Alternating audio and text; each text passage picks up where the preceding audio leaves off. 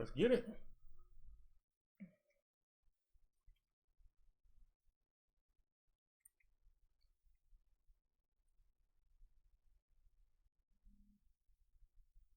Are we live? Yes, we are. We are live.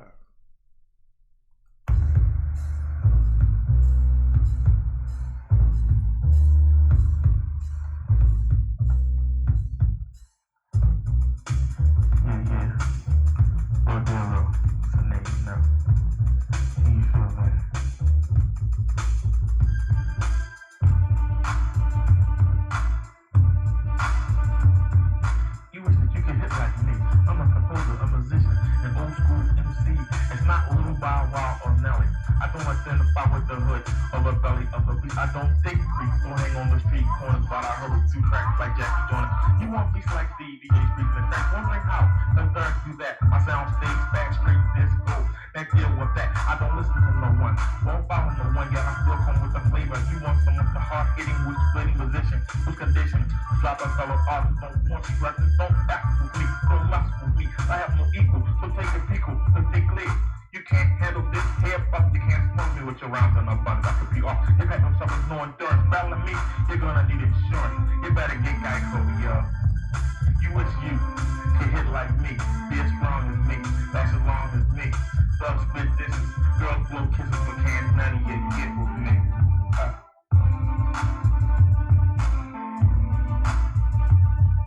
Your corner, we moved a lot. Never stayed in one spot for a year. Never got a chance to put my ear to the street. Yet I still pack the heat. But add a few months out for me. Understood you like the whole ass of the earth. Just Broadway gave up to a record. Big shot. You try to stay argue because you don't know how to deal with the flow of a brother who transmits like this. You can't be like me. Give it up. 90% of hip-hop sucks. Get out there, what you're gonna think when you cruise. You young suckers don't have a clue. Big dollar. To impress your friends, making them loud to get dividends, the been collecting a check. You're a sellout. You get no respect for the naturally gifted. Talk me sister, brother. Who rocks with no assist, yo. Before you can think, before you can blink. I want to rerun you because your style seems like you can't get your head out of your and break this up the mosaic and get out of your damn life. Flirt sweeter than Mariah Carey. I'm like, you stare at me, you glare at me, but you can't harm one hair on me, yo. You wish you could hit like me. You're strong as me. That's as long as me. Folks for business. Girls for business. But can't none of y'all get with me. Oh, you wish you could hit like me. Be as strong as me. That's as long as me. Yo, I'm tired of hearing songs about the hood. One song you're trying to leave. The next is all good. This song confused. Talking in the political neutral. I'm caught in the middle. You don't help the situation at all. You brag about being behind bars. Then you want about how hard it is. Then you get released and catch another bid. Is the money that good? Or why can't you retire?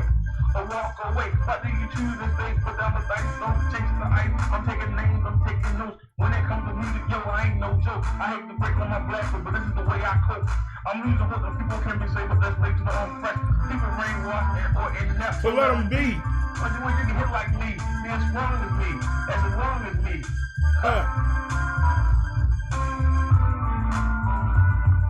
You wish you could hit like me, be as strong as me, that's as long as me. Love split senses, girls for business, and can't none of y'all get with me.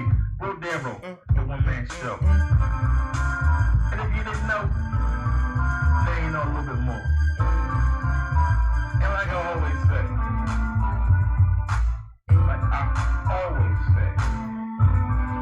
every day I pick up the paper, I read the papers. I check out the dictionary about you first. They got one for the grave, early, got one for the system. When the man catches, don't start bitching. You don't want to listen, that's on you.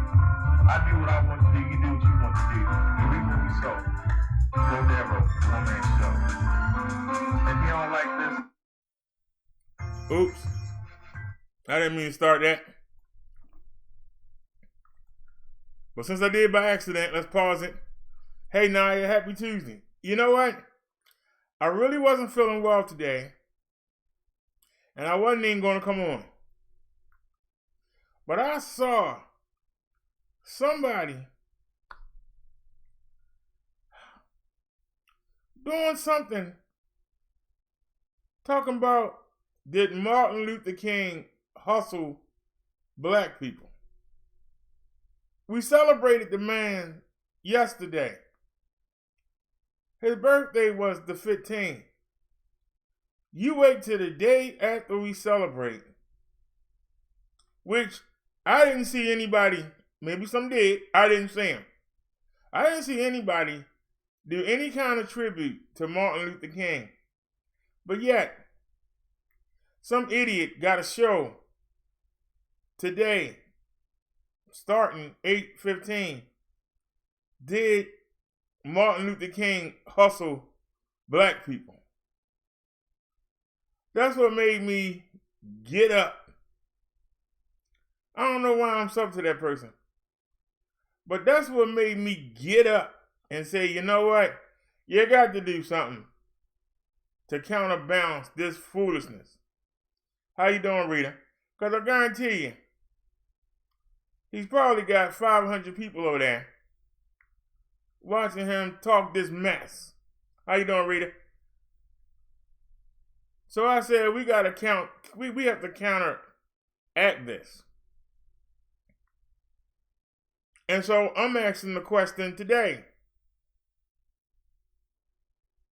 It took 200 years of slavery, 100 years of Jim Crow before black people got tired and got together. Is it going to take another 300 years for the next movement start? That's my question for the day. Don't watch that idiot talking about did Martin Luther King hustle somebody. The man gave his daggone life for us. Come over here for a real discussion on what can we do now to start a movement. Not worry about what somebody did 40 years ago. What are we doing today? Didn't cover the man on his holiday, didn't cover the man on his birthday, but now you want to talk about the man. Seriously. So let me get the theme song and we'll get started.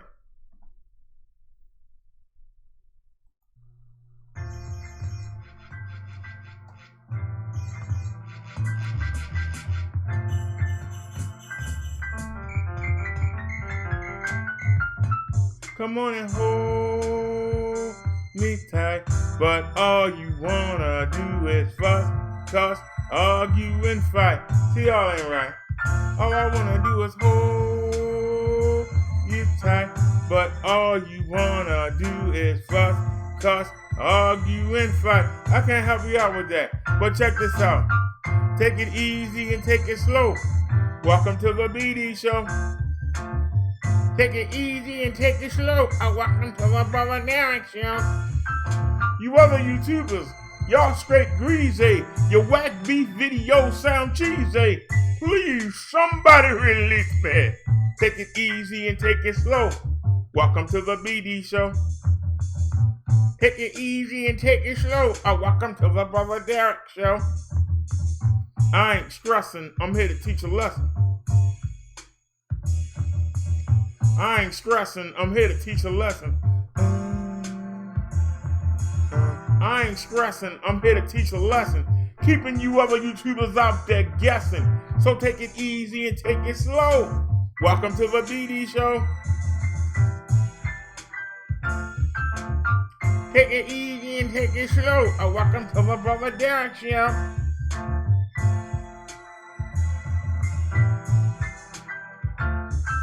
You other YouTubers, y'all straight greasy. Your whack beef videos sound cheesy. Please, somebody call Jeezy. Take it easy and take it slow. Welcome to the BD show. Take it easy and take it slow. Welcome to the Brother Derrick show. Hold me tight. Hey, don't turn off the light. Hold me tight. Hey, don't turn off the light. Bring my beat back. Hold me tight. Hey, don't turn off the light. Don't turn off the light. but take it easy and take it slow. Welcome to the BD Show. Take it easy and take it slow. Welcome to the Brother Derrick Show. You other YouTubers, y'all straight greasy. Your whack beef videos sound cheesy. Please, somebody release me. Take it easy and take it slow. Welcome to the BD Show. Take it easy and take it slow. Welcome to the Brother Derrick Show. Hold me tight, hey, don't turn off the light. Hold me tight, hey, don't turn off the light. Don't turn off the light. Take it easy and take it slow. Welcome to the Minister Brother Derrick Show. Alrighty, y'all. Alrighty. Welcome to the Minister Brother Derrick Show. How you doing, Cole? Naya said, did you listen to the show on how? Listen to the show. It's on now. I came on to counterbalance it.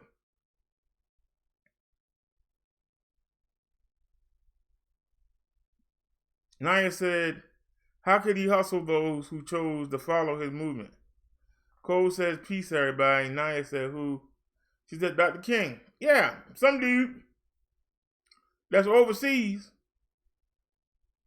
Usually his videos is on black women in relationships. Today he decided to talk about Martin Luther King the day after his celebration.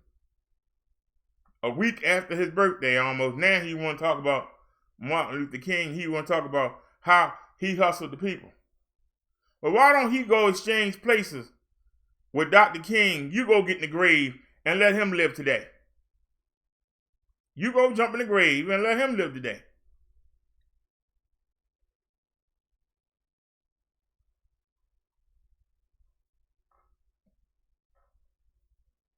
So, to counterbalance that idiot, and I said idiot, he got a problem, come see me. Bro Darryl would love to go a couple rounds with you. Come on around here. If y'all ain't noticed, there's something over top of the belt.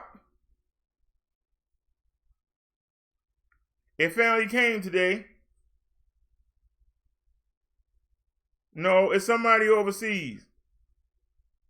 All they do is talk about black women this, black women that. Relationships, you can't trust them and all that other bullcrap. And yeah, people watch them. Why? I don't know. But they watch them. But if y'all ain't noticed, I got my minister ordination card. It finally came. I ordered it on December the 30th. They finally tracked it down and they found it. Let me come up to the camera so y'all can see that.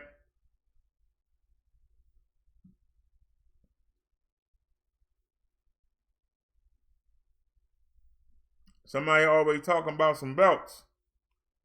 I got my licenses.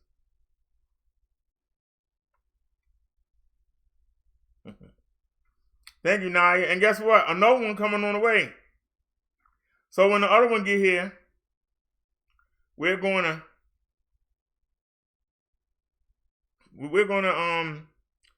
make a hole in one, and we're gonna have to get a lanyard for it. So that's something to look forward to. And then I have both of them on. I stuck it up here last minute. Literally, it was last minute. I wasn't thinking I should have stuck it right. I should have stuck it at the bottom of here, but then I didn't want it to be out the camera. Or I could have put it here. Now I think about it. But anyway, I got it on. Let there be no doubt. See, it took a while, but it got here. Guess what also got here?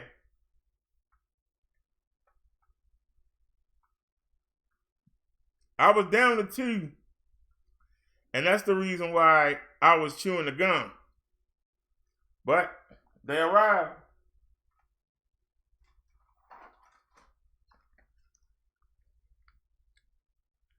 This is the coffee. We're going to try it live. I hope I don't hit the ground. We are going to try it live.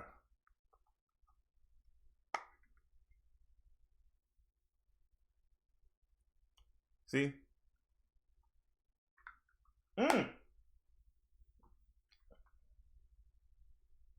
It tastes more like a cappuccino. It tastes like a cappuccino. It really does. I ain't had many in my lifetime, but it tastes like a cappuccino. Or coffee with a lot of cream in it. It's pretty good. We'll wait and see what happens when it hit me. Right now, it ain't hit me. All right, y'all. Our topic for today. Somebody else wants to talk about, did Dr. King hustle the people back in 1955 to 1968? I'm talking about 2020. When is our next movement coming? I hurry up and found 2 articles. I hope they're good. But is it going to take another 300 years for us to organize again? I'm asking you. Think about it. 200 years of slavery, then 100 years of Jim Crow, KKK, and whatever else, lynchings, whatever. People finally got together and made a change. Now we need another change. But the enemy is different. The enemy looks like us. When are we going to get tired of getting kicked around, pushed around, terrorized by these past 2.5 generations of thugs, ratchets, whatever you want to call them? When are we going to get together and stand up and say, enough is enough? Straighten up or you got to go. Seriously. When are we going to stand up? Stop talking about what somebody else doing. I'm asking you, what are we going to do? When I go outside to the ATM, I'm not looking for another race to be behind me. I'm looking for somebody that looks like me, waiting to put a gun to my head. I'm not looking for no other, so don't tell me nothing about the man. Don't tell me nothing about the Korean, nothing about the Japanese. Don't tell me nothing about the Jew. It's going to be somebody that looks like me that's going to be sitting there wanting to take what I have. When we get that mentality and know and point the finger at the real enemy, because the enemy today, it ain't the government, it ain't the system, it's somebody that looks just like you. That's the enemy. So let's get started. My bad, I should have pulled this. Wait a minute. The chat not working. Why ain't the chat working? Hold on a sec. I popped it out. Copy. Back to the OBS. Oh, it's blocked. It's working, it's just blocked. Alright, yeah, that's gone again. There it is. Let me make sure. Let me type hello. All right, it's working.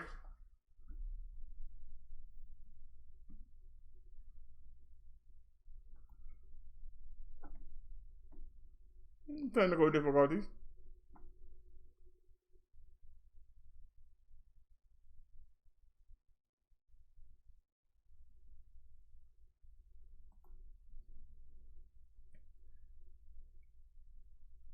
This is from the City Journal. What's holding blacks back? It's black attitudes, not white racism, that's to blame. Well, let's see what they got to say. Remember, I haven't looked at none of these. Hold on a sec, something wrong here. They got these things here, and I can't move it. Oh, Lord, now it went all the way down there. I wish they would move that Facebook crap. Nobody want to see that mess. Move it, man. Why don't you move that mess? When I was 10, this is the author, John H. Emmett Porter. He says, when I was 10, my mother made me read Roots cover to cover. And she coaxed me to curl up beside her to watch old newsreels of black civil rights protesters being hosed, beaten, and dragged off to prison. We watched Norman Lear's sitcom, so I learned from Archie Bunker and crew what blacks had faced in the past. Later, she made sure I read accounts of black America before the civil rights movement. I learned of black lawyers working as office clerks, black classical musicians stuck orchestrating cheap stage reviews, brilliant black professors trapped in threadbare segregated colleges. I read of the Scottsboro Boys, Emmett Till, and the assassination of Martin Luther King. Such things filled me with horror, but then relief, even triumph. After all, wasn't the point of All in the Family that Archie Bunker was powerless in the face of his daughter and son-in-law's racially progressive positions? Didn't his black neighbors have the moral upper hand? And wasn't it they, not Archie, who got the move to the Upper East Side, talking about the Jeffersons?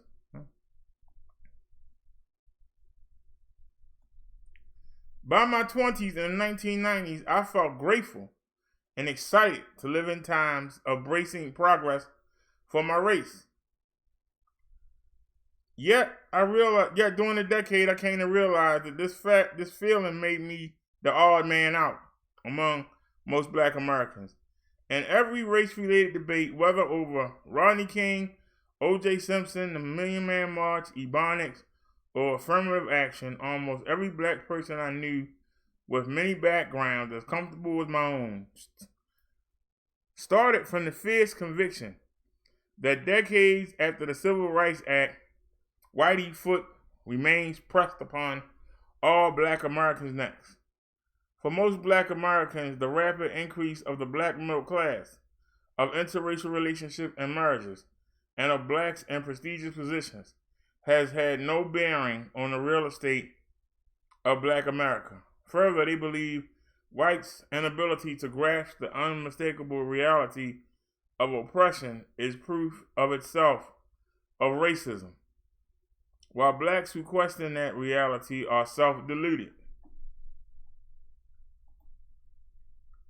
Shucks.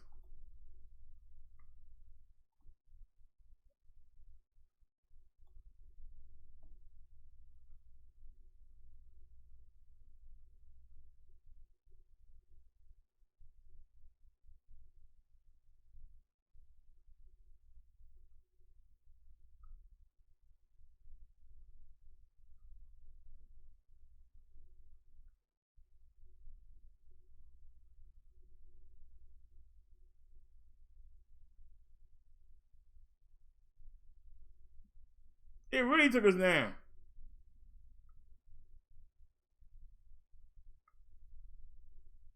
All right. Doubtless, some black leaders mouthed the ideology of victimhood for political advantage. Confrontation works, as Al Sharpton has calculatingly observed. But most rank and file exponents of the racism forever worldview really mean it. Their conviction rests on the 7 articles of faith, carefully passed from person to person at all levels of the black community. These beliefs, rather than what remains of racism itself, are the biggest obstacle to further black progress in today's America, and all are either outright myths or severe distortions of truth. 1. Most black people are poor, and middle class are statistical noise.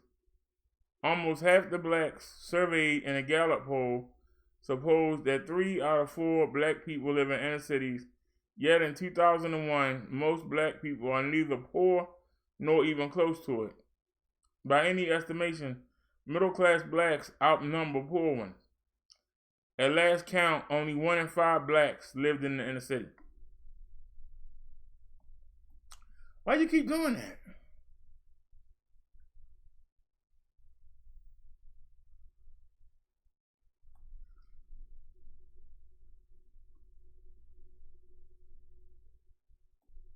Two, black people earn 60% of what whites do.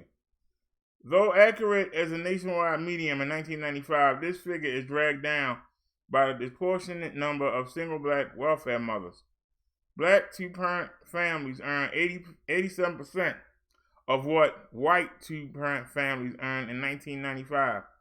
Also distorting the median is that the disproportionate number of blacks who live in the South, where wages are lower overall. If you look only at specific areas rather than at the nation as a whole, black earnings in 1994 exceeded whites in 130 cities and counties across the nation.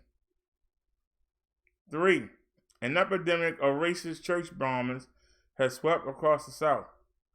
There was never such a thing. About 80 black churches were burned from 1990 to 1996, but then over 7 times that many white churches burned as well.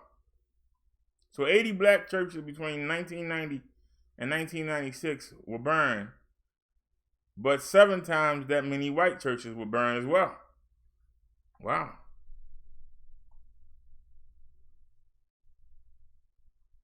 4. The CIA created the inner cities by pumping drugs into them. This one pops up in a pamphlet after pamphlet as leftist marches and gatherings. It is taught to many black college students, but the San Jose Mercury's charges on this score prove false. Yes, some CIA agents aiding the Nicaraguan Contras decided to look the other way and allowed them to profit from some drug sales to California, but it's hardly a plot to addict black folks in all of America's inner cities. 5. Because black men are disproportionately incarcerated.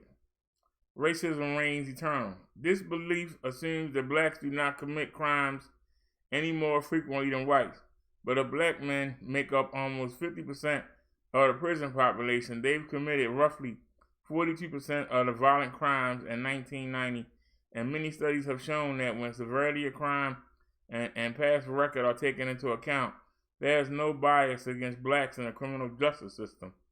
At its inception, the war on drugs, often interpreted as a war on blacks, had the strong support of the Congressional Black Caucus, whose members aimed to stem inner city violence. If these black officials, who at the time extorted Congress to save our communities, were racist, then the definition of this term is beyond my comprehension. 6. Racial profiling is racism. It can be, but just as often isn't. In some parts of the country, black men are so overrepresented in criminal activities that police officers, white and black, will be shirking their duty not to concentrate on them.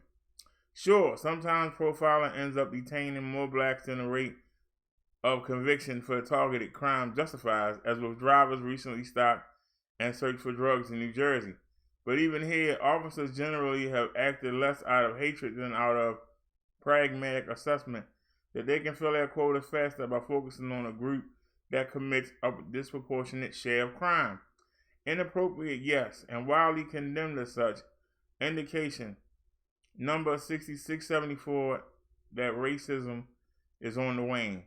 I've always suspected that today's profiling must stop contingent secretly believes that whites deserve black crime as retribution for the oppression, but to halt all profiling will increase the number of blacks murdered, mostly by other blacks. And black leaders will cite this rise as further evidence of racism, as happened in New York in the 1980s when cops turned a blind eye to a wave of black crime. Many of those crying racism about today's New York City policing were sounding the same call about the Dinkins administration's lax policy. So the people that were crying about Dinkins being lax, now they're crying about the current mayor being too strong. Can't make black people happy, can you? 7. Excessive police brutality against blacks show that racism reigns eternal. Certainly blacks have suffered greater police brutality than whites, but this constitutes not the prevalence of overt racism, but its last holdout. As Orlando Patterson argues, you expect racism to persist longer precisely among uneducated keepers of order working under conditions likely to spark impulsiveness, and most important, the police brutality situation is improving rapidly. For example, I think Officer Justin Volk would not have brutalized a white suspect as he brutalized Haitian Amber Louima. His expectation is that a blue wall of silence will protect and prove false. In the Diallo and the Doris Mond killings, the undertraining of police officers to deal with chaotic, tense situations was much more at fault than white racism. And of course, black officers have been involved in similar cases across the country, though such cases don't get headlines in the liberal media. These articles of faith add up to a deeply felt cult of victimology that grips the entire black community. Some subscribe to it fiercely. Most accept it as a valid point of view. At least the serious brother who launches into a tirade about the war on blacks at a party set, head nodding all over the room. So if somebody talks about it, people say, yeah, sure, yeah, our groups, yeah.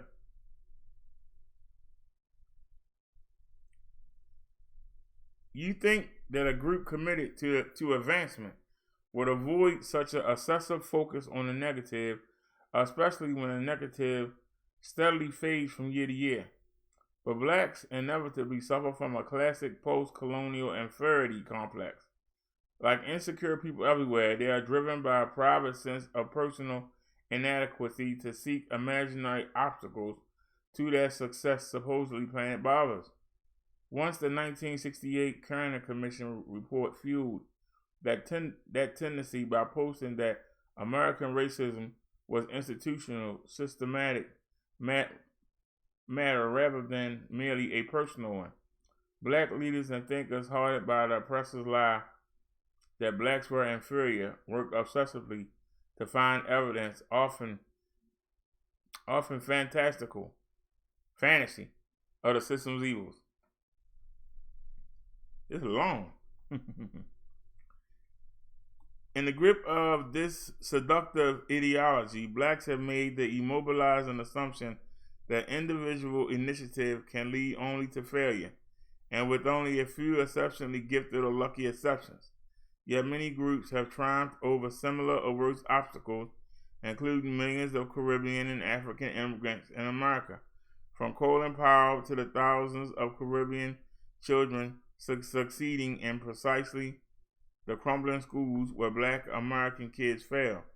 Indeed, thinkers such as Thomas Sowell and Stefan and Abigail Thornstrom argue that American blacks could have advanced and were advancing, even without civil rights legislation of the 60s and the racial preferences of the 70s, since black unemployment was at an all-time low in the mid-60s and the black middle class was already growing fast. But these facts can't outweigh the almost narcotic pleasure that underdogism provides a race plagued by self-doubt. Blacks aren't the only people who sabotage themselves through victimology. Take the early case of the Boston Irish, the target of contempt and discrimination in the 19th century America.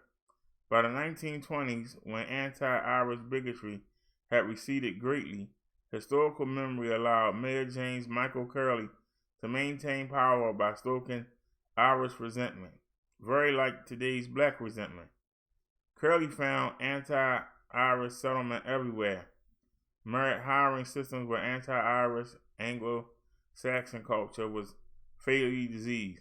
Even today, the remnant of this mentality still traps members of South Boston Irish community in crummy housing projects full of idle adults who have high rates of substance abuse and even speak a local dialect. It takes a little while to wrap one's ears around. In South Boston, as it is in South Central, a fatalistic skepticism that you can rise above your community and a deeply embedded wariness of mainstream culture throughout ambition, even when the opportunity is available. Oops, what happened?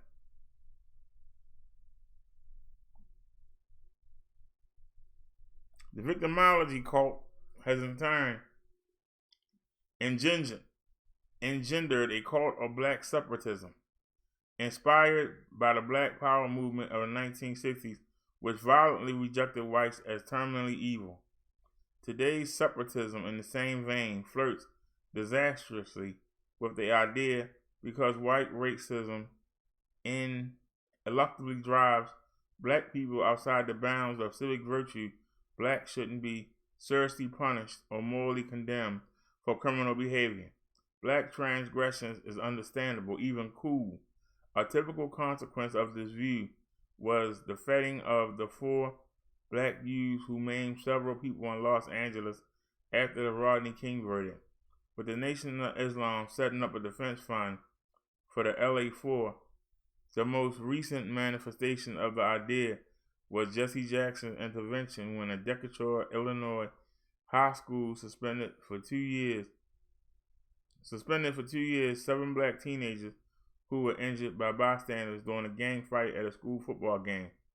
Jackson painted this response to be thuggery as a racist attempt to deny our children an education. Wait a minute.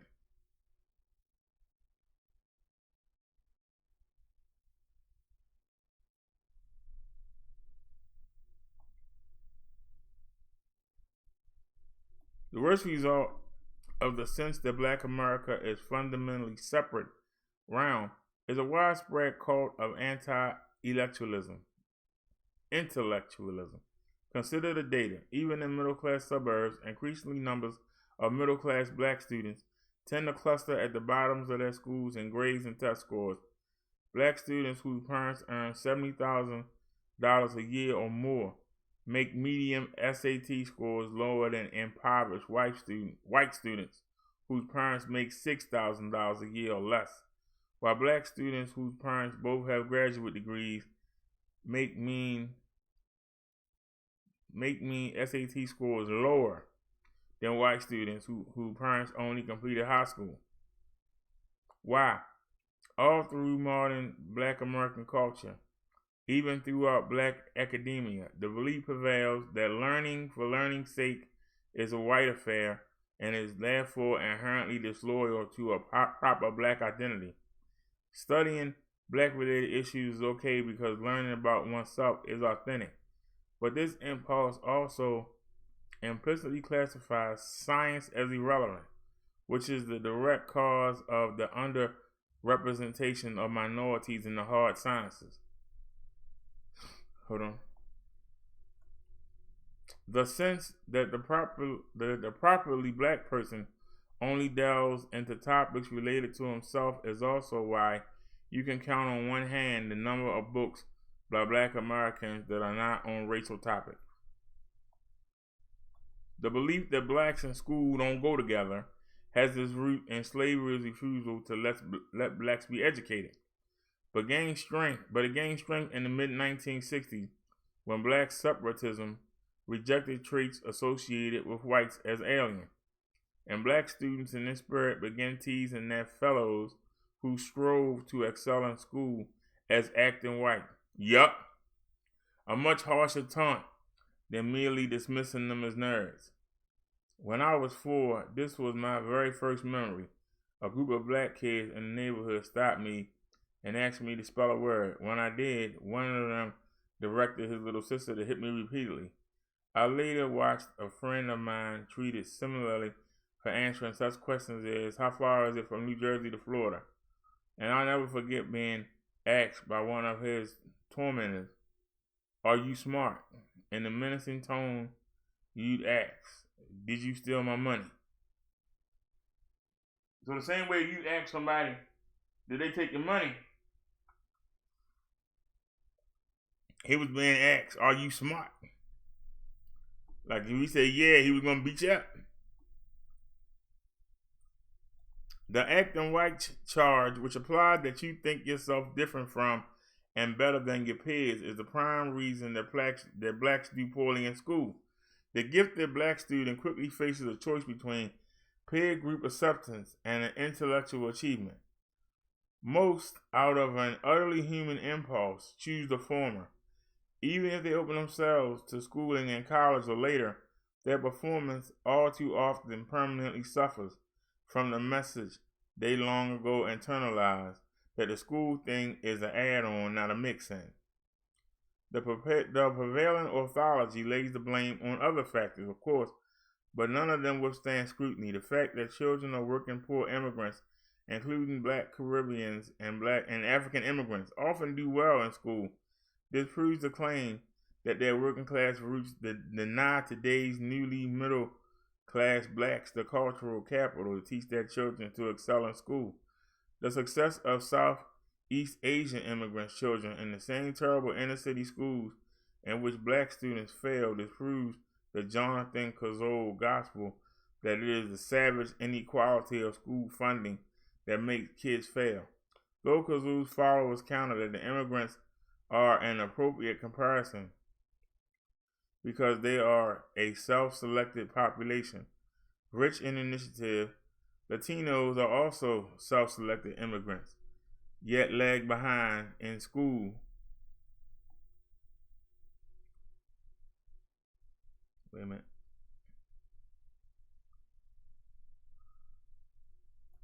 Yet lag behind in school almost as much as blacks, which shows that culture plays a major role among immigrants.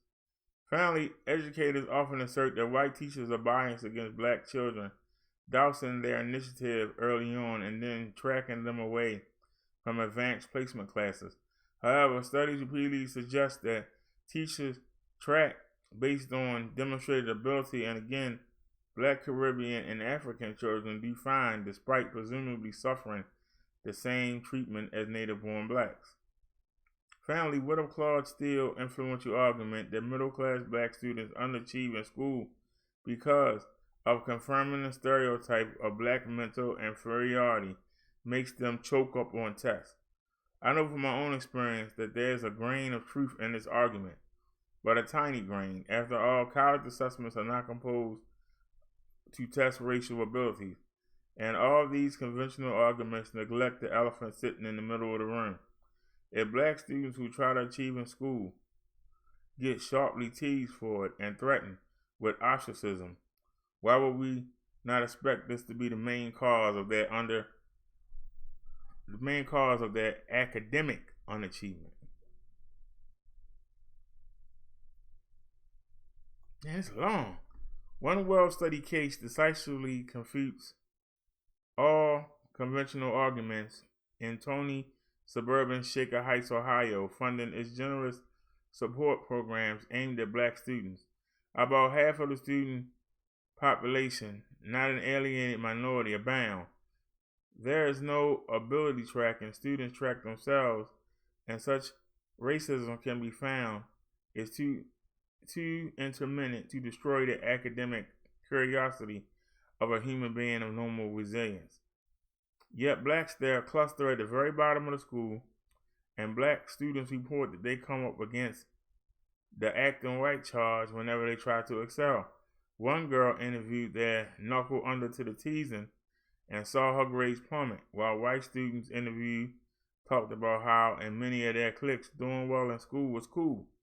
Districts all over the county, including Evanston, Illinois, Prince George's County, Maryland, and Nyack, New York, report similar results. Victimology, separatism, and anti-intellectualism underlie the general black community's response to all race-related issues. The response to affirmative action is a case in point. Blacks see it as a policy that appropriately bends the rules for people denied the opportunity to compete on a level playing field. A notion that in 2001, when middle-class blacks are a massive and thriving group in American society, can only seem plausible through the lens of victimology. The defense of affirmative action on the grounds of diversity is an expression of separatism. After all, since there are not enough black students to be admitted to selective schools on the same merits as other students beyond a certain cutoff point, blacks are being valued as much for their distinct and separate cultural traits as for their academic accomplishment. This is a state of affairs, moreover, that requires a strong dose of anti-intellectualism to accept without discomfort.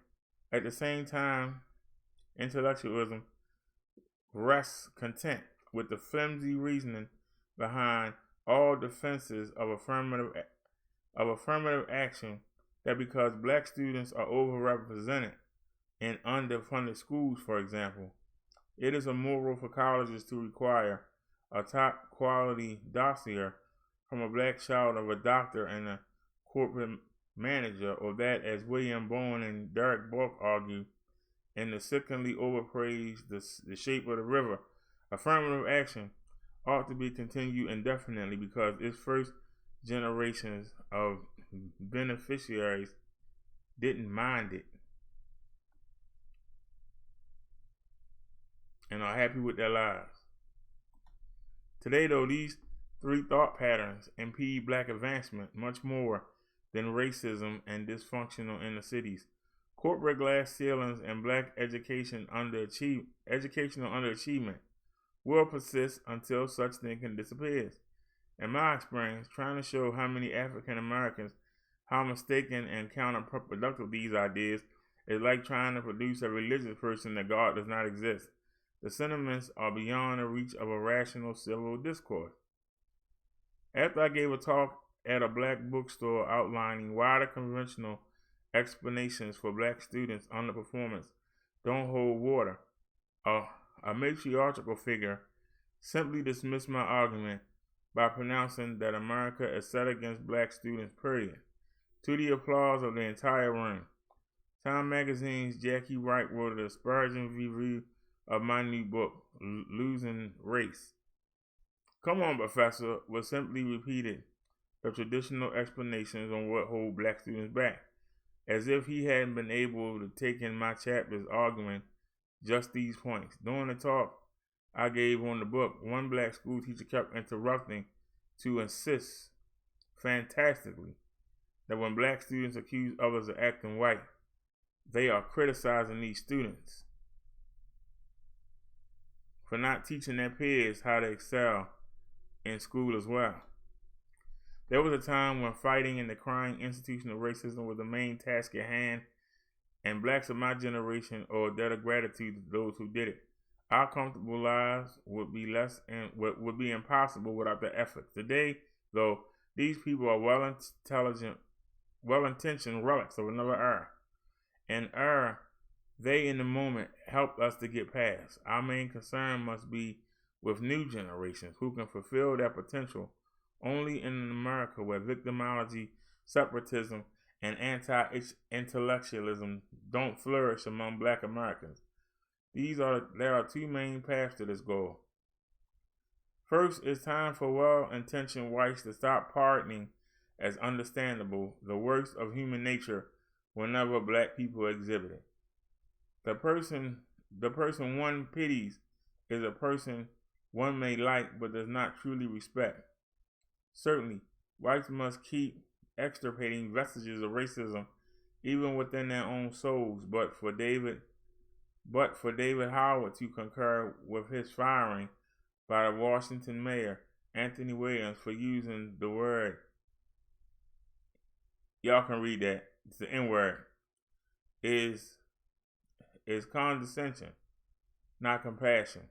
For Nathan Glazer to reverse his long-standing opposition to affirmative action because whites owe black people is to cast blacks as characters in a morality play, not to usher living human beings out of a historically conditioned wariness of school. Man, this thing long. Let me take a break. Let me see what's going on in the chat. God darn. Man. Hey, what's going on, the driver? Man, I'm working hard here, boy. God darn. But let's recap what we heard so far. There is this sense of entitlement that white people owe black people because of slavery.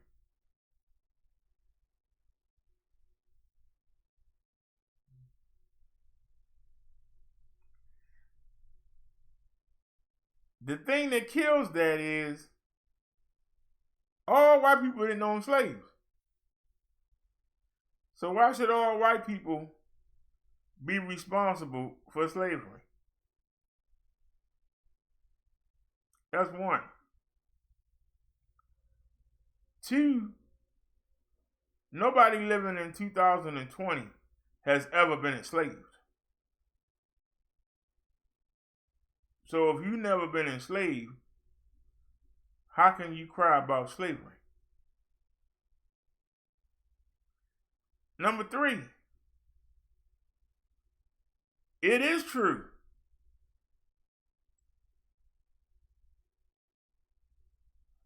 I used to win writing awards.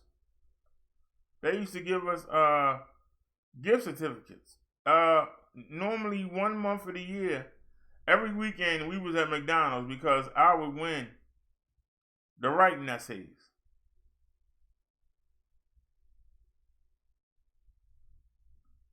That shouldn't surprise nobody. That shouldn't surprise anybody when you hear how clear my rap lyrics is. It shouldn't surprise you. But I used to write poetry too.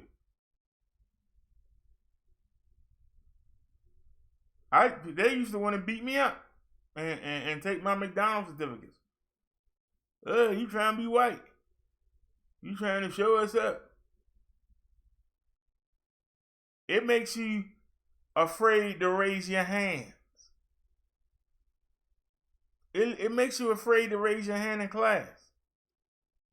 Because you'll be isolated, you'll be picked on. But who came up with the idea to be smart? You must want to be white. You can't hang with us. You're a traitor, you're a turncoat. You know, if y'all ever seen any of the old movies, they used to have a term, you know, whenever the white people was together and one of them had a black friend, they'd be like, look at you, you's an end-lover. Y'all ever heard that phrase? Well, it's the opposite. It's the same thing in the black community, just the opposite way. Look at you. You want to be white. You know you love white people. Don't you understand they want to oppress you? Why you love white people so much? Well, you always trying to read. Look how you dress. You dress like you. They not going to accept you. Face the fact. You black. They not going to accept you. No matter how smart you try to be. Now tell me that y'all haven't heard that growing up. Be honest. Tell me y'all haven't heard that from somebody black. Ain't never been no white person to ever tell me I can't achieve. Ain't never been no Korean ever told me I can't achieve. There ain't never been no Chinese man or China man, as Tony would say. Ain't never told me I couldn't achieve. Who tells me I can't achieve? My black peers tell me I can't achieve. And it's like you have to act like you dumb as they are, and then go home and study. Somebody tell me I'm lying. If you enjoyed David Bowie in the 70s, if you enjoyed Rick Springsteen, I was born in the USA, you had to play that in your room. And you had to pray nobody will walk by and look in your window and see you in there dancing. For all the people to talk about they love Michael Jackson, walking around playing Michael Jackson can get you beat up. What you playing that sissy boy music for? Michael Jackson a sellout. He over there in China. He over there in Europe. He over there with the white folk. He's sitting there trying to bleach his skin. He want to be white so bad. You want to be white too? Maybe we should beat you up. Teach you a lesson.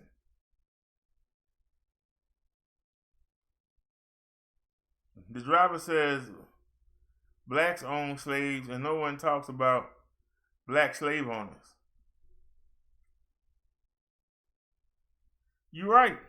There was some blacks that actually dug their way out, bought their way out of slavery, and then had slaves of their own. He's absolutely correct. But we got this thing where we still blame. Now, I will say that it is unfair when the slaves were released. They had nowhere, they had nowhere to go. And most 90% of black people didn't inherit anything. If they did, it was some bills. But you telling me that since slavery, we haven't fixed that. With all the money that we're making now, we haven't fixed that. Like, you could say that back in the early 1900s, when was it? It was 18 something when they were freed, the late 1800s, right?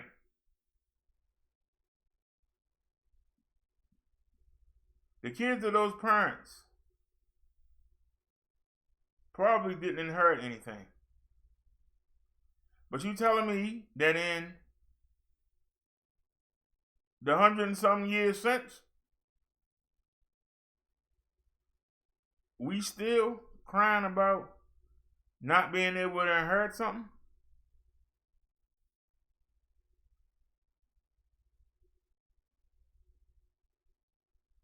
I'm just asking the question.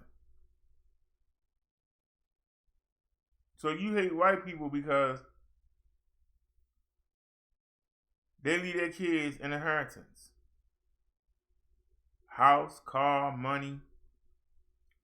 If we lucky, the insurance policy, after you pay for the funeral and pay off the bills that your parents have, maybe you got something. But what do you do with that something? You go out there and spend it. It's all true. Most black people go out there and spend it. So how can you be mad when you're not leaving your kids anything, but you get mad because white people do?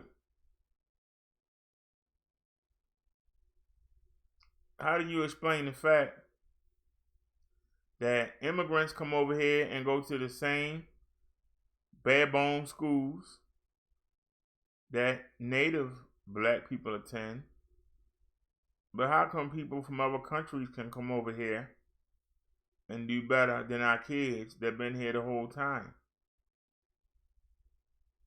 When I ask that question, most people have no answer. Or they tell you to shut up.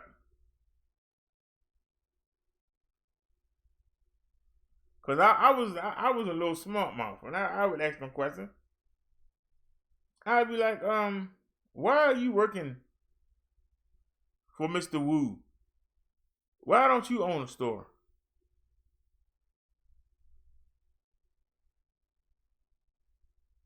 I actually asked my stepfather that one time. I said, you keep working security for all these places. When are you going to start your own company? His answer was, how? I got to take care of y'all.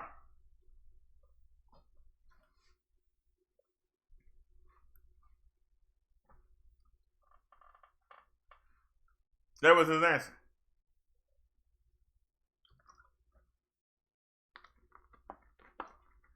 Instead of saying, I'm an alcoholic and you better be glad I ain't been fired from this job yet. That should have been the answer. You hear what I'm saying? That should have been the answer. Instead, he used the fact that he was taking care of a family. Because I asked that.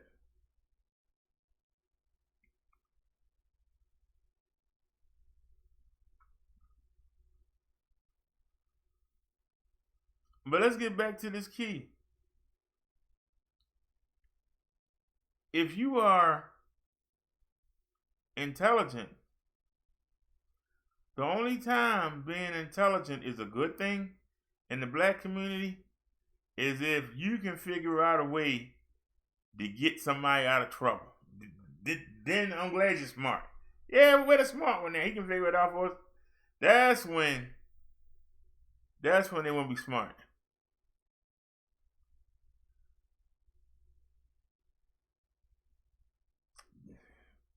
Jesse says, the impeachment hearings are so boring. What's going on over here? Why are you watching the impeachment hearings? This is the man last year in office, ain't it? What good does impeaching him do? What good does impeaching him do when these last months the vice president going to take over, and Trump still going to tell the vice president what to do? So how does impeaching him help? We get ready to have an election anyway. I think the impeachment might backfire on the Democrats because it shows how petty they are.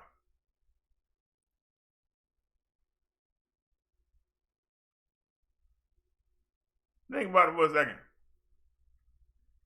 It's awful hard for somebody that's impeached to get reelected. I don't think Trump could even do that. A man that's been impeached.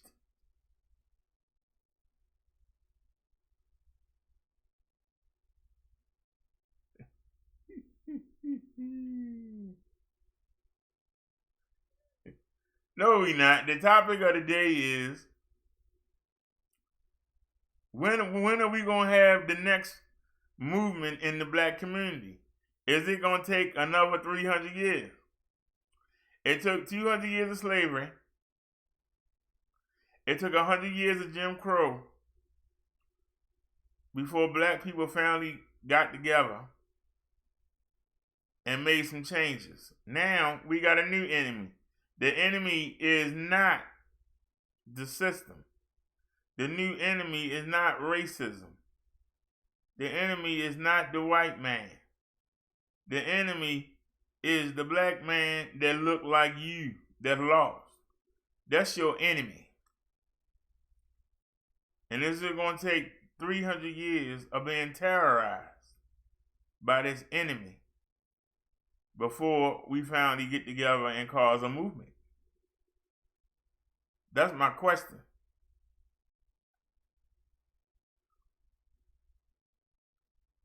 Is it going to take another 300 years? Because we know what the problems are. But we content. We turn our heads. Long they ain't beating me up, I'm good. Man, they robbed my neighbor. Hey, they don't bother me. I'm good. How long are you going to be good? Because sooner or later, it's going to be your turn. So when it's your turn, then you're going to want to, we need to do something about this. Everybody else will be like, it ain't bothering me.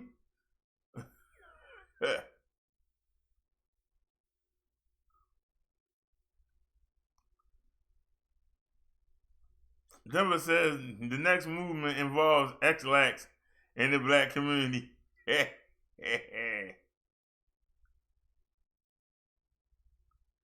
I'm just saying, is it going to take another 300 years? It took 300 years for the first civil rights movement to get going. Is it going to take another 300 years? Is it going to get to the point? Because right now, you walk outside, you got to look over your shoulder. Is it going to take a point to now where you need the police to come watch you get in your car? Is that when somebody going to stand up? When you have to actually have an officer escort you from your door to your car so you don't get robbed. It's going to get to the point where older people are going to have the security guard of the supermarket walk with them to their car and watch them load their groceries and wait for them to pull off before they go back inside. Is that when we get to that point? Is that when we're going to have to do it? When on the 1st and 3rd of the month, you had to have the police outside the check cashing places so that when the people get their checks, they don't get robbed.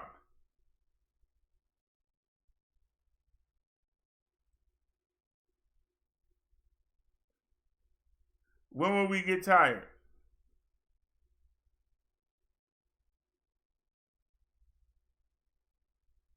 People always talk about police brutality. When you out with your friends and y'all sitting outside or whatever, you don't want the police to even come around. Oh, look at them damn pigs riding by. What do they want?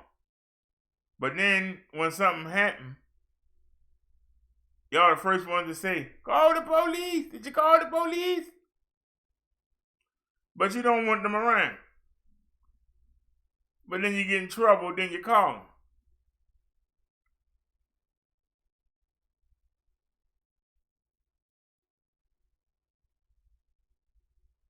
Soon as the woman get mad at a man, what she do?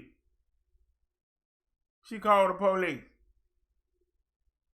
Thought you didn't like the police. What you call the police for?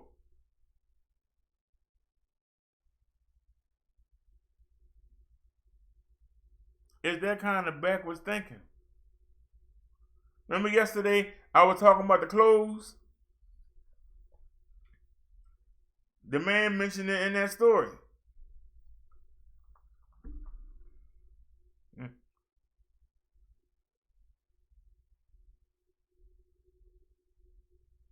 He said that when he talked to white people about it, they were called nerds.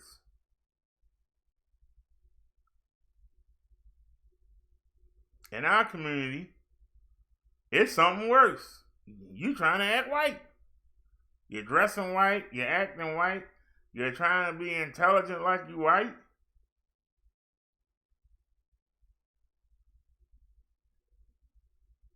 If white people are successful, and I want to be successful, well, why wouldn't I want to act, dress, and talk, walk, and study like people who are successful? Why do I want to act like an idiot just so the other idiots will love me?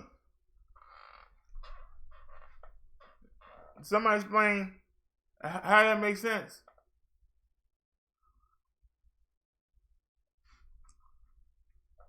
I can tell you, when I was in school, if I acted dumb, I was accepted.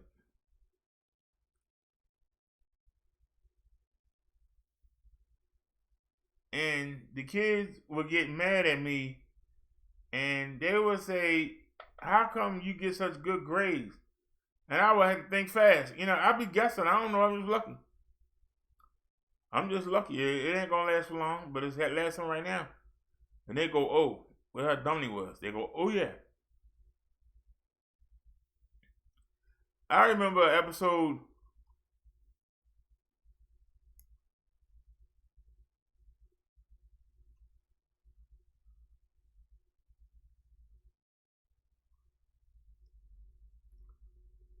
when Jesus come back. What will be the first thing you will do? Honestly, I don't think I'll be alive when he come back. But if I am, I'm going to drop to my knees and say, hell, hallelujah. I'm going to see the king.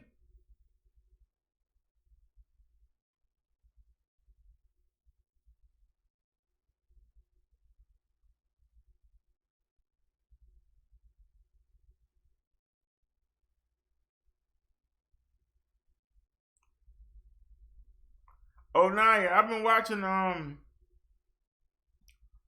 videos on the book of Enoch.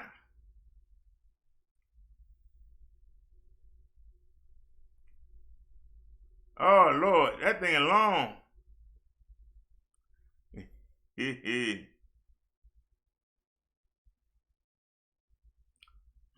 What are you gonna say, Denver?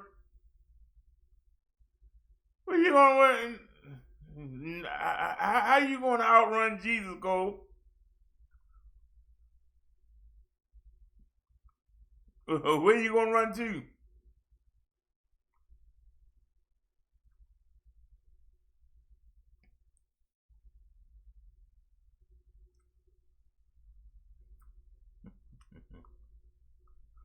Said run like hell. Where you gonna run to? Seriously, Cole.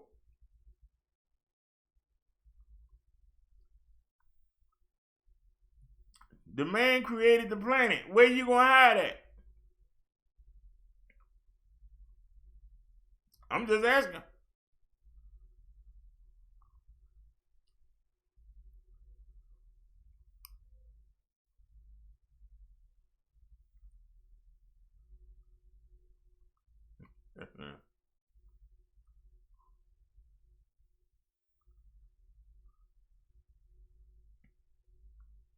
All right, I don't know where you gonna run to.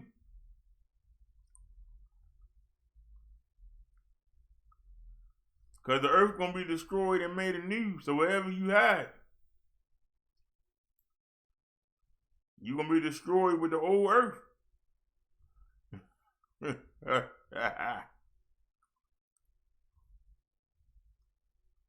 Cole said he laughing his butt off.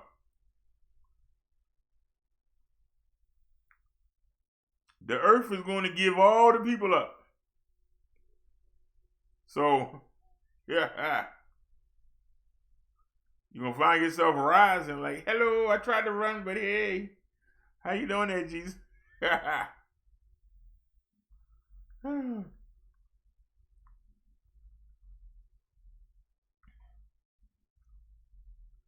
Naya said it's very long. What's very long?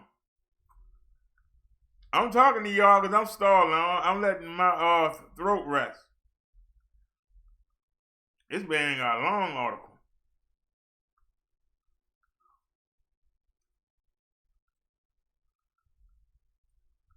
No, the earth is not hell.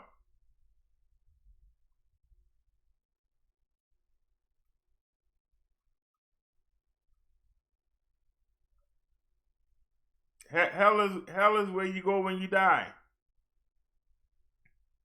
There's an upper level, there's a lower level. The upper level is paradise. The lower level is very uncomfortable. Very uncomfortable. You wish you would die, but you can't.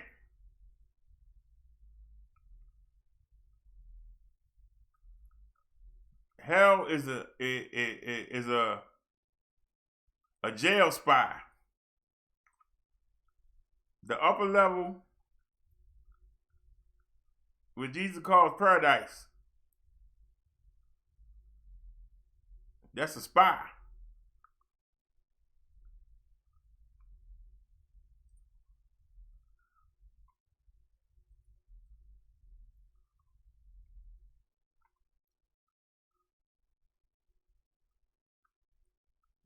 No, earth isn't purgatory.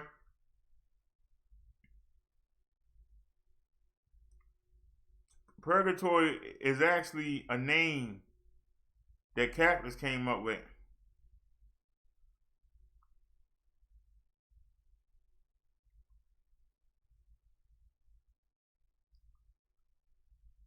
But like I say, your soul,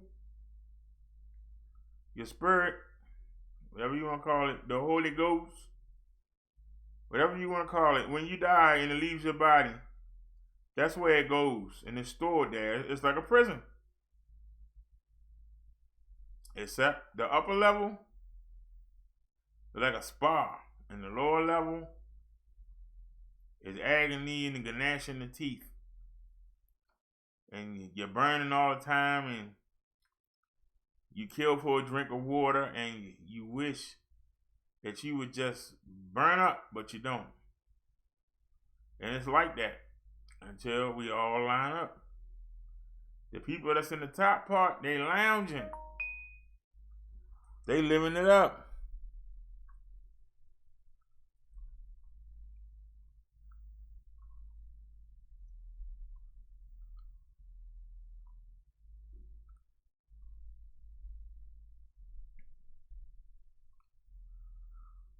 Mm-hmm.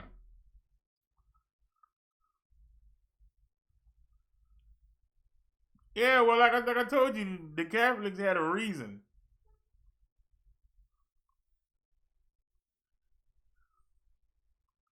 Well, I don't want to see hell neither.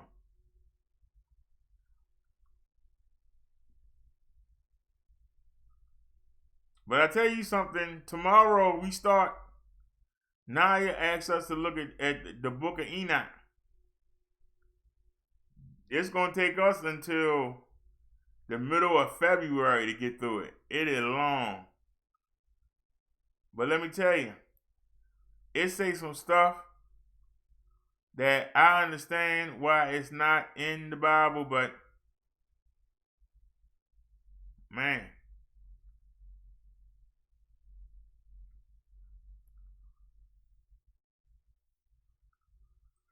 But there is something, the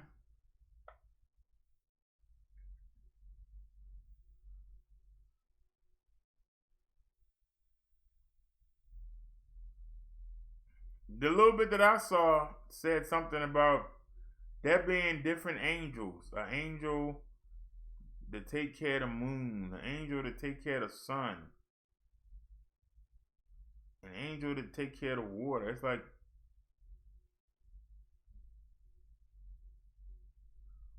and then it was saying that when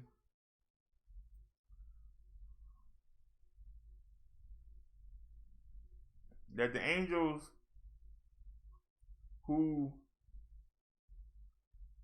in the heavenly realm, there's not going to be any sex at all. But apparently, these angels saw how pretty the American women were, and they decided to go down there and have sex with them. And it takes you into how it's interesting.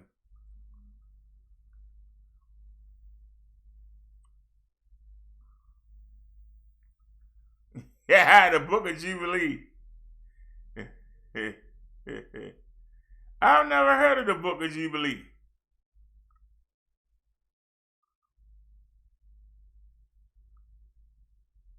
I heard the Book of Judas. I ain't never heard the Book of Jubilee.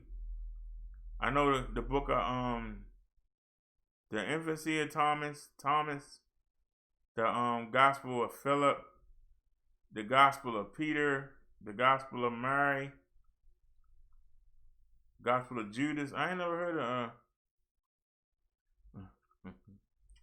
Well, I tell you one thing, we ain't had to worry about no content. By the time we look at all these lost books, it's gonna be this time next year. Yeah, we still gonna be looking. We ain't gonna never run out of content.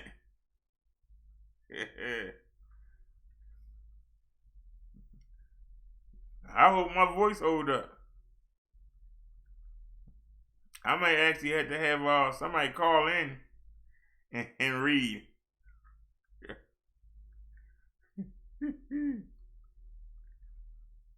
I wanted to have somebody call in and read. Be like, can you call in? You said it was a lost book found in Ethiopia. Yeah, a lot of them were found in Ethiopia, some of them in Egypt. It's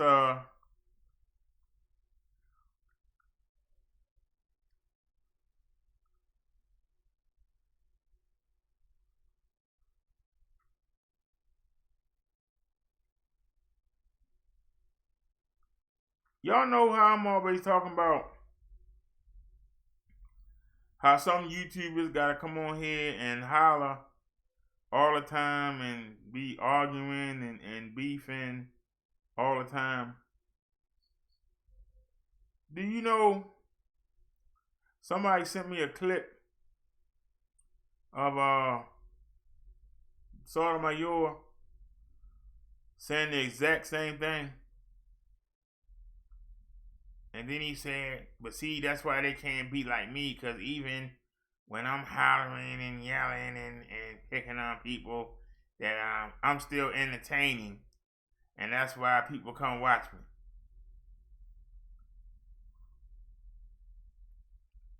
I said, really?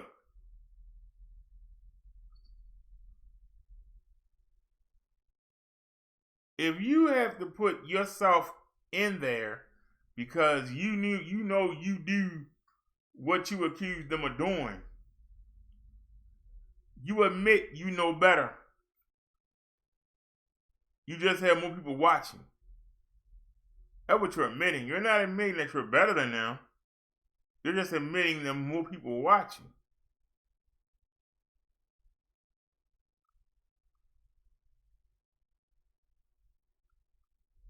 Because if you are going to pick on somebody and say, see that? If you don't do all that hollering and exposing and beefing with nobody watching, and that's why you're not on my level. But if you do the same thing, how are you better? Doesn't matter if more people watch you. How are you better? If you're doing the same thing, you understand what I'm saying? I'm cheating on my wife, you cheating on your wife, but I'm only cheating on my wife with one woman. So I'm better than you because there's less chance of me getting caught with one woman, whereas you cheat on your wife with 5. One of the 5 might open their mouth up. But I only got one to worry about. I keep her happy, so I'm better than you. No, you're both doing the same thing. I don't understand that.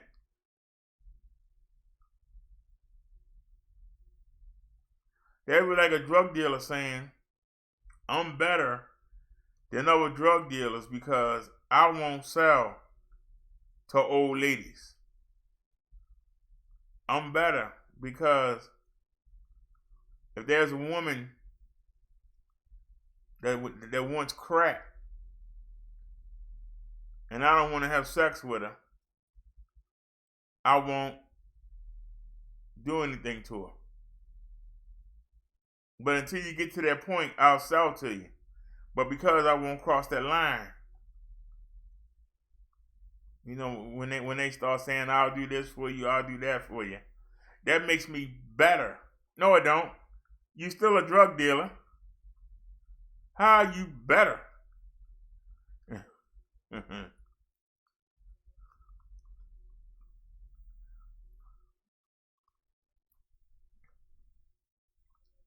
The driver said, BD said, like Tyra jumped on Sunshine and he was his #1 supporter. The driver said she flipped on him. Somebody came in here and said it was the other way around. No, they came in and said she was a troll. That's a long time to be a troll. Y'all remember my first video was the True Freeman and Sunshine. That's what started everything.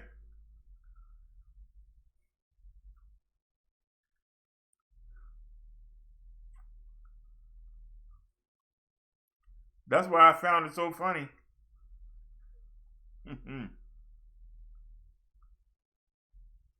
When somebody came over here and said, True Freeman got the belts.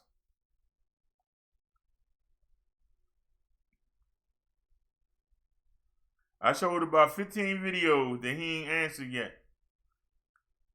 From early 2018.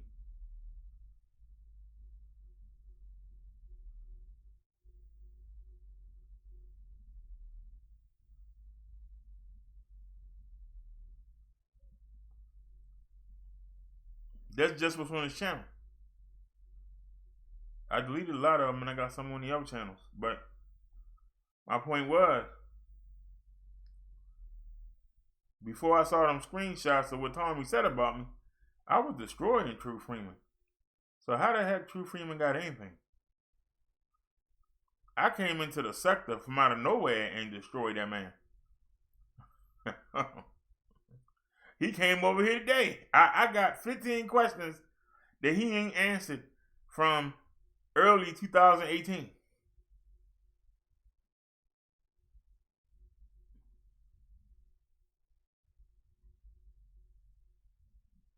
This week, somebody sent me something about Victor Moon talking to him, and Victor Moon asked him about the upstairs bathroom. I was beating him upside the head with that for the longest time. He would never answer. To this day, he won't answer. Now, see, that's why I say they're not smart. If I was smart, because see, I had looked up the house, and the realtor was saying that he messed the bathroom up. He destroyed it. So he fixed the one downstairs and put the library books in there. There ain't no shower. And we were asking, where's he shower at?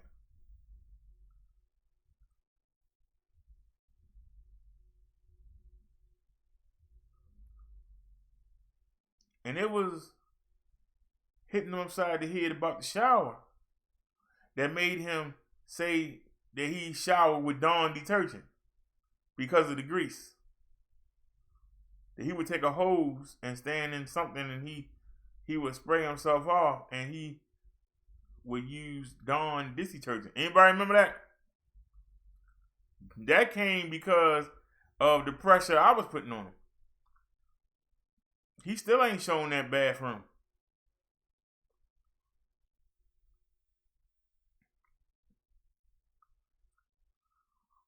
Mm-hmm.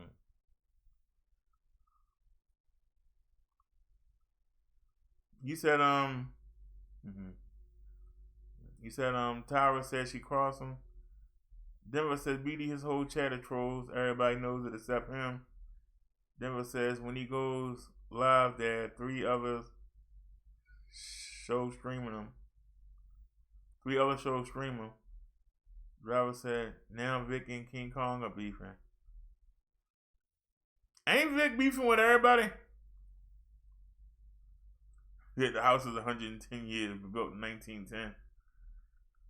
Isn't he beefing with everybody? You got LaTanya Jones. You got the World News. The World News is now clutching on Lady Lot ankles all of a sudden. Then you got LaBanya Jones. Then he was on Zone show getting beat up on.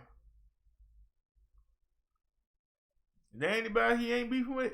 Yeah.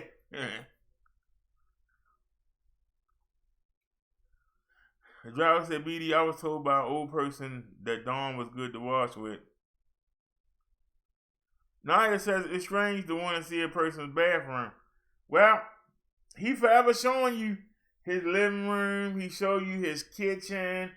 Talking about he made the kitchen for his wife, but yet the kitchen is a ugly canary yellow. If you make something for me and I'm a woman, I want it to be pink or purple or velvet, or I don't want no damn canary. That's something for a man. A man can have a canary yellow kitchen.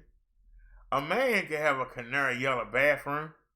I don't know many women that got a canary yellow bathroom, but that's what the man made. The kitchen and the bathroom canary yellow. You know what I'm saying?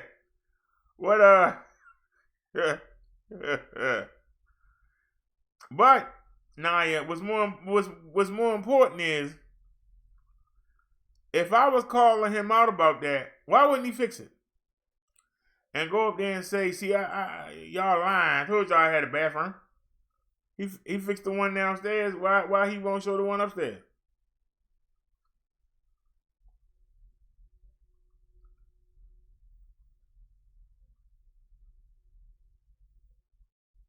Why he won't show the one upstairs?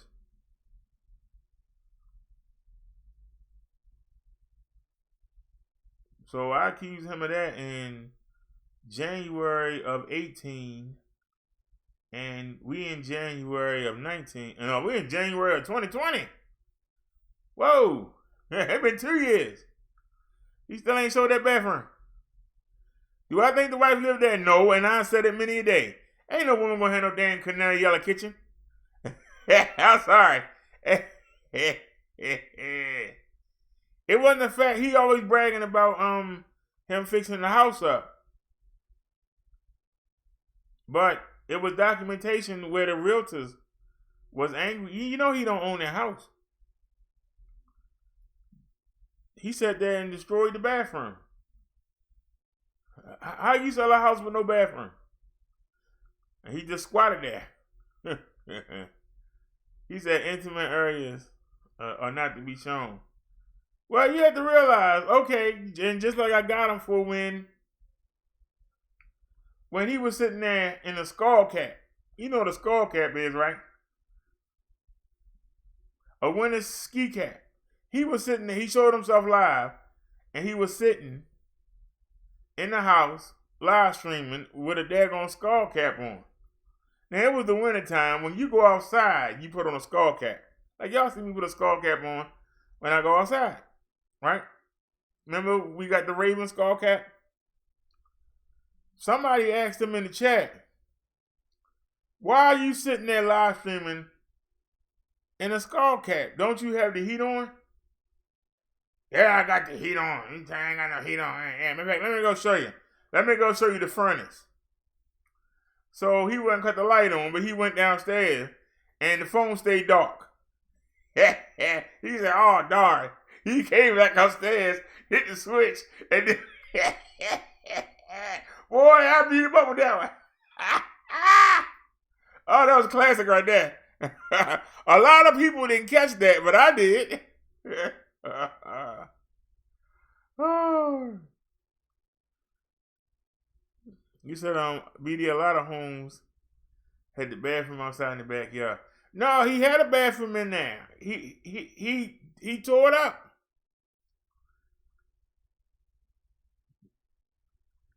So they were trying to sell a home. You can't sell a home with no bathroom. Would you buy a house with no bathroom? And then he just squatted and just stayed there. Then when the owner came by, hey, I'm here now. Well, it's my house. Well, what we gonna do? You gonna let me buy it? That's how I believe he got there. Man said there ain't no. I ain't seen the whole house. I seen Vic whole house. I ain't seen Tyrus. Yeah, you gotta stop there. I seen Vic whole house. I seen the bedroom, the bathroom. I seen the girl room. I seen the living room. I seen the kitchen and the foyer. And if I'm not mistaken, I think he took us to the basement where he had the remember where he had the beer bottles he's recycling? Was that the basement? If that was the basement. Well, hey, I told Tommy if he buy the house, I rent it. $500 a month. To own it in Indiana was $500 a month. I told Tommy, you buy the house, I'll rent it. And I was gonna move in and I rent it. I'm not lying. I would have gave Tommy $500 a month. if he'd have bought the house?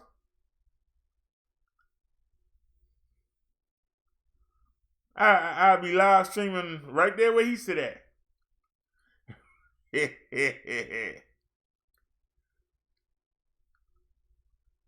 But I'm gonna need a bathroom though. I'm gonna need a shower. He had to put a shower in there. Told me to put a shower in there. I would have bought it. I wasn't lying. Yeah.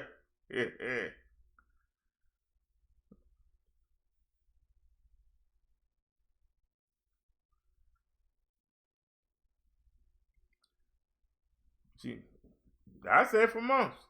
I don't believe Donna live there. That wasn't news to me. I even pointed out. I said, show me. And this is how you know he's stupid, because I'm telling him what to do and he won't cover his tracks. Anytime he show his house, show me where you see anything other than that Christmas when he showed the Christmas tree with some presents under it. Show me where you seen anything feminine in the house. Show me, even in the kitchen. Show me something where you saw something feminine in the house. He showed the living room. Look here, Tommy, I got these couches here. Hey, Vic, you wish you had couches like this. That don't look like nothing a woman would pick out. I kept saying. And you don't see a hairnet. You don't see a comb. You don't see a bow rack. You don't see a hair curler. You don't see nothing. See, I catch this kind of stuff. Nobody else was talking about it. I used to beat him upside the head.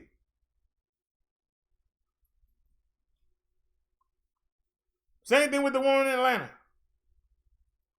She claims she owned a gym. I said it many a time, man. She still ain't done it. Why don't you go to the gym, do a live, and pay somebody to come up to you and say, "Hi, Miss Munn, can I have off for the weekend?" What's so hard about that? She ain't done it yet. Talking about she owned the gym. Pay somebody to come up to you and act like you the boss. Y'all understand what I'm saying?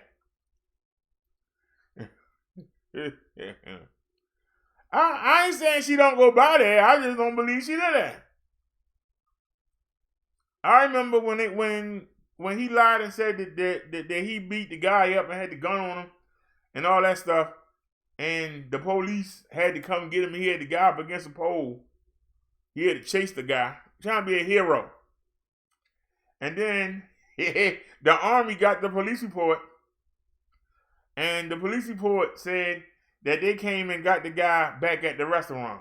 So if he had chased the guy blocks and blocks and blocks, how come the police came back to the restaurant and arrested the guy? Somebody talk to me. He told this wild story about the guy about to get on the bus. They riding around. He see the guy about to get on the bus. He take the gun out and put it in the bus driver's face and tell him, "Don't you pull off. Make him get off your bus because he coming with me." He had told all of that. The police say they came and arrested the guy at the restaurant. But he didn't chase the guy all around Indiana. Got the guy pinned up against a tree. The police came and he dropped the gun and all them lies.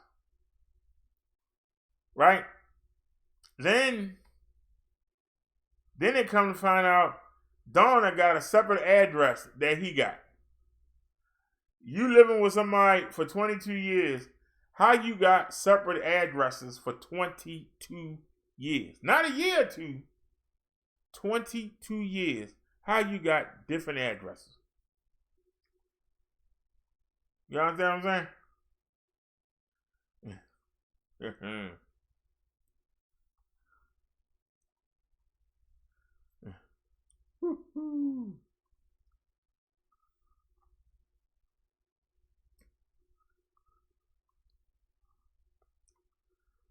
I think she is scared of Candy. But if she stopped lying, she wouldn't have to be scared.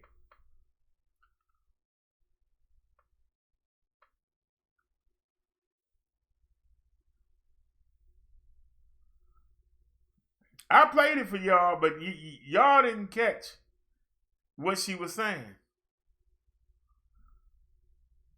She said, I've been leaving all this drama stuff alone. It's bad enough I got in trouble with Brother Derrick. What? Why would you say that out your mouth? Let that marinate. Before you answer, let that marinate for a second. I ain't got in trouble with Brother Derrick. What? Think on that for a second.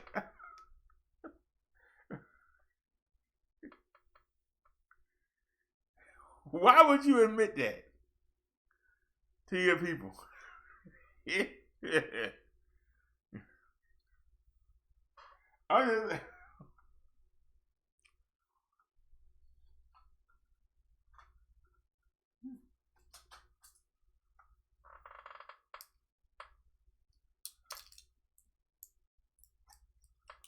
And wasn't nobody talking about me at all. So if y'all thought that the pressure that we were putting on wasn't working, that validated it right there. That was validation. That was validation right there. I'm dead serious. That was validation. Why would you admit that? Seriously. Why would you admit that? I wouldn't admit that. I'd carry that to the grave with me. I'm just saying, I would have carried that to the grave with me. Hey y'all, I was gonna come on earlier today and give y'all the midday workout. I gotta take a whiz, so let me go ahead and show y'all this now. So at least I didn't waste it. And maybe I'll show it again at the end. Oh, no, you don't need to go to videos. You need to go to downloads. Go to downloads. And where's that new folder? What did I call it? I called it the workout. There it is. There it is right there. Go ahead and hit open. We can play it with the media. What? I told you to open, man. That's alright. I ain't mad at you. Do it the hard way. Come on, look at the whiz.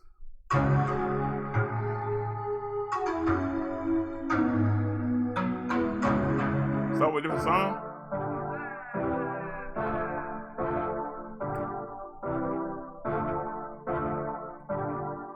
Ooh, I gotta go to the bathroom. There you go. 1 second, y'all. Don't try to make y'all comfortable. For the record, ain't try to grow that stuff for you. For the record, lab on me going all the way. For the record, ain't try to wait no time to waste. For the record, for the record, for the record, for the record, for the record, for the record. Been a little too nice for y'all. Now I gotta up price for y'all. Snake eyes on dice for y'all. Shoulders on ice for y'all. 8-6 all today. I'm working the ball today. Got lumps in the ball today. I'm flipping the balls. I'm flipping the all record, off record. I still count wins when they got it. All record, off record. I let them take advantage. I was wildin'. All record, off record deals. Tell them talk to Colin with a quote. All record, off record. I still want the act, not the ghost. When they throw it with the hanging from the side, less impressions. I'm succumbing to it. I've been giving questions when I shake it to it. I completely check it with the loose and loose. And I'm really moving, but I'm stable. Boosting, I can work on winnings when I make it losing. So I wake up winnings and they take it losing. Guess I have to pick and shoot and niggas shooters for the facts. I need racks, paper cash, good tax. That's a joke. Tell them that. Uncle Sam, got the bag. Only clap, but get a whack. Contract, give me the max. I got lab on my back. You ain't that, then it's facts. For the record, I'm not trying to make y'all comfortable. For the record, I ain't trying to grow that stuff for you. For the record, lab on me going all the way. For the record, ain't trying to wait no time to waste. For the record, for the record, for the record.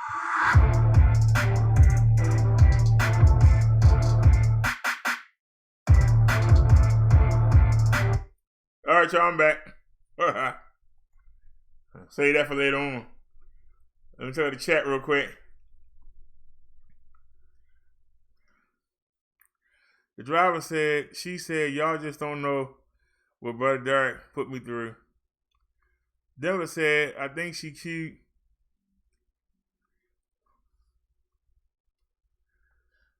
If she would stop lying, she'd be all right. And if she would stop acting like she's a dime piece, she's okay. She's not a dime piece.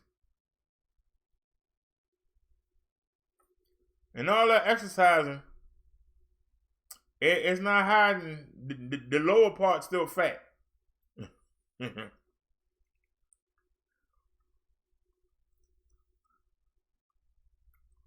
And I'm sorry. Why can't the man get her a decent, if she can't get it, why can't the man get her a decent weave? It still looked like she got the bicycle tire seat on her damn head. It just looked like she got a better bicycle seat material, but it still looks like a bicycle seat material. And I don't know how we started talking about her, but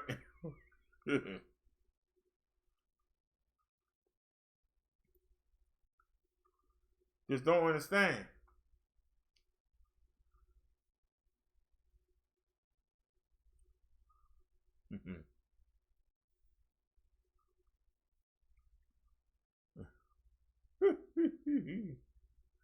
No, I'm telling the truth. It still looked like, it looked like, she spent more money.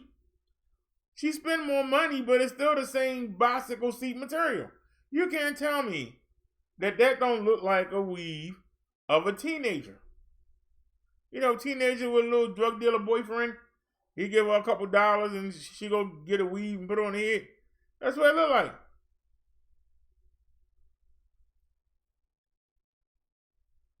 Her wig looks like a wig that a little 10-year-old girl will go get. Somebody tell me online. And then got nerve to have curls on the side. I should go put the Pharaoh thing on. Cause it look like she got the Pharaoh thing on. The things on the side. Let me stop. Not for this channel. Let me stop. I'm sorry. I'm sorry, y'all. I didn't mean it. I didn't mean it.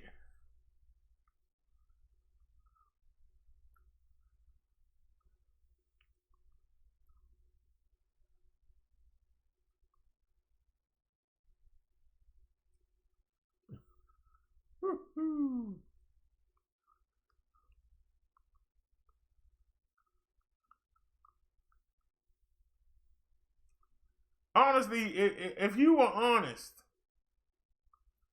and told the truth, you wouldn't have to be afraid of anybody. The driver said Chucky girls turned on him. They told him he lives in the hotel. She ain't no veteran. She was in the service. I heard she was a cook.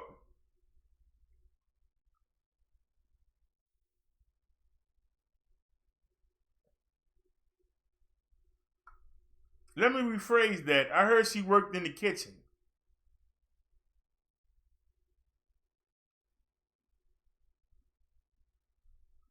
Make sure I get that right.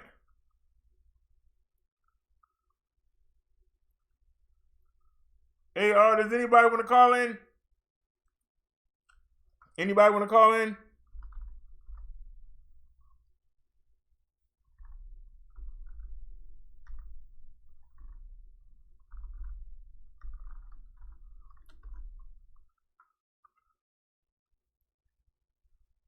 I got the Bluetooth speaker fully charged. Anybody want to call in?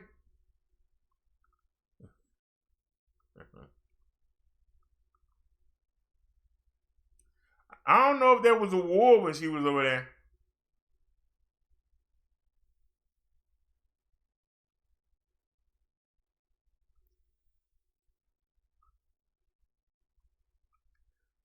Yeah, I see y'all trying to make us all go over there to the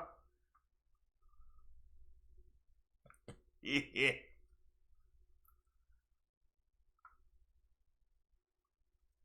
Well, maybe we had to go in the costume.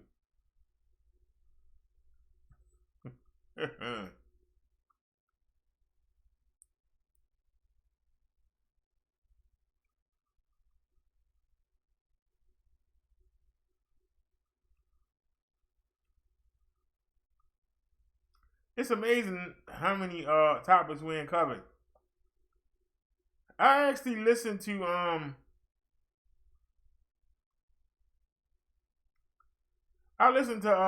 little bit of Vic's video on Latonya Jones while I was setting the show up. Cause I was watching the NWA Power, but it went off. I don't get it.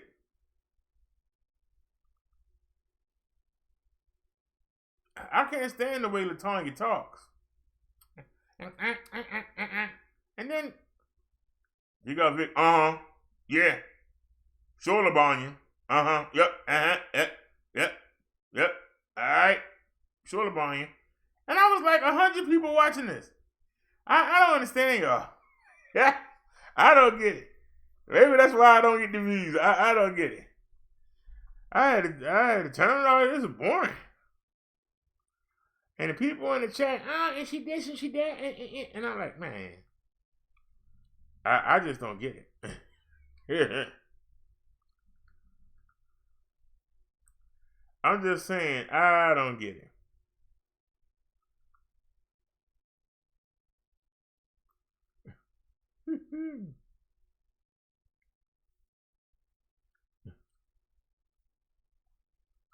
But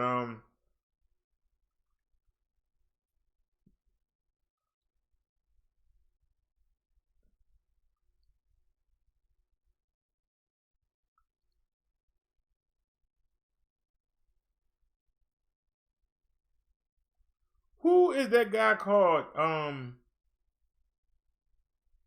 Who is that guy called Suicide? I know that Triple. I don't want to get him mixed up with Gotti's. I think Triple took me over there one time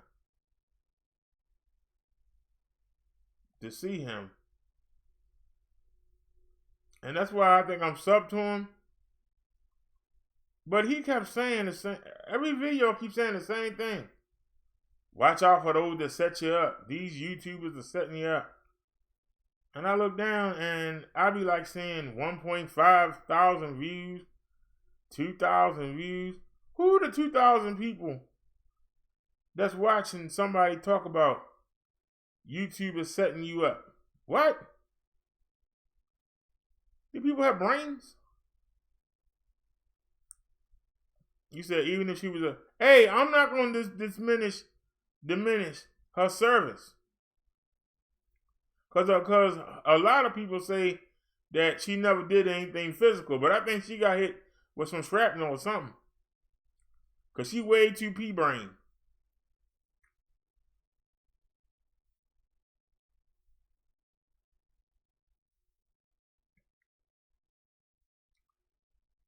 I'm not going to diminish anybody's service to our great country.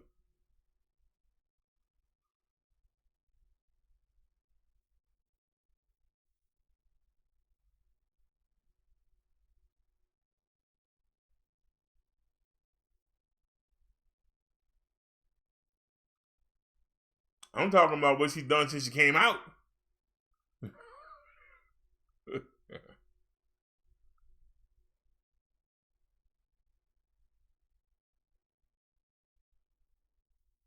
That's the behavior I judge.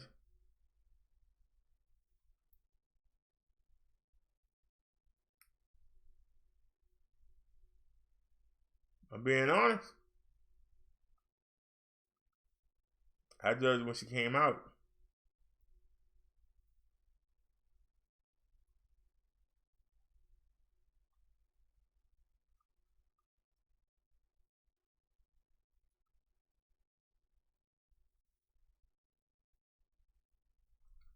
Oh yeah, I haven't shown y'all.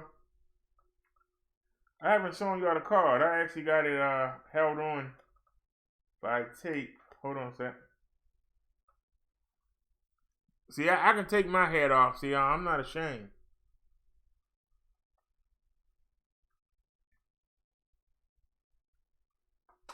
Let me take a picture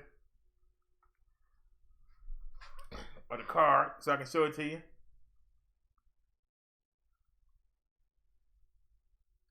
To all the haters who don't believe.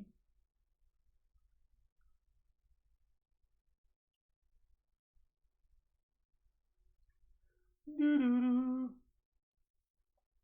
Do do do. Do do do. Oh, you ain't got it sideways, dummy. Hold on a sec. That's in the way. Bada bing.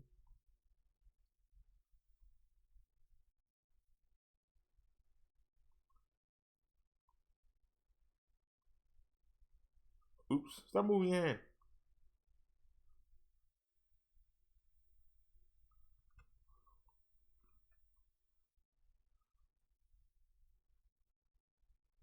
Oops.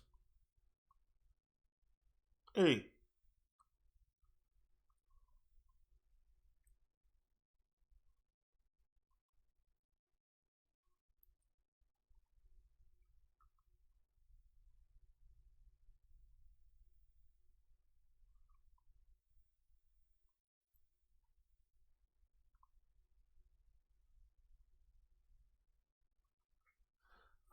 All right.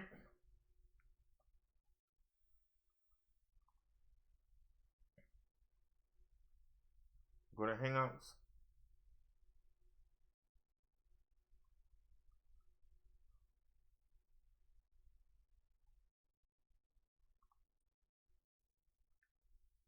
One, two, three, 4,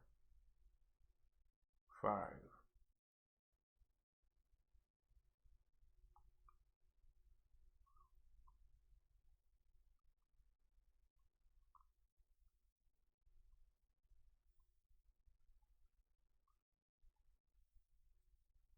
And just for the record,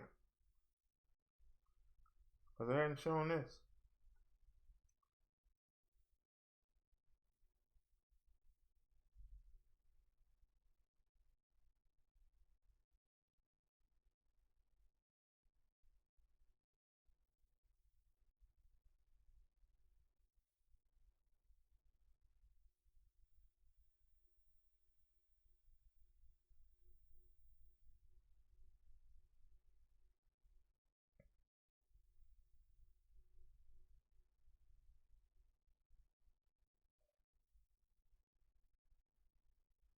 All right.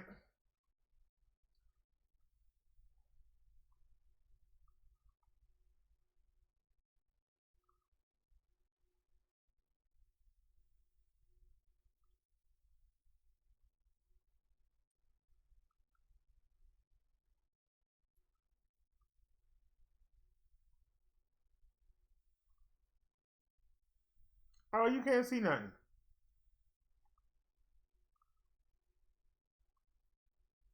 Well, since I'm here,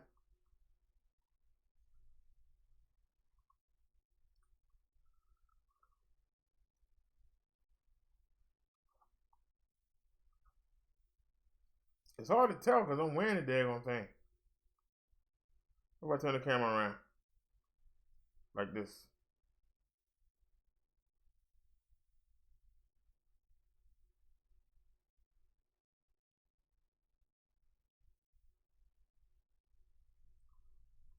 Okay.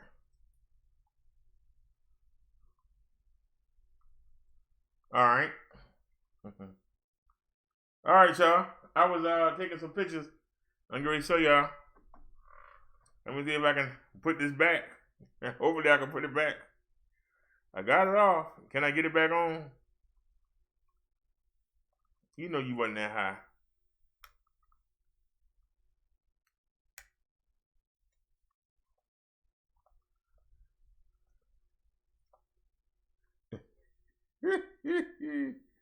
Boy, I tell you, I don't know how I arrange this stuff.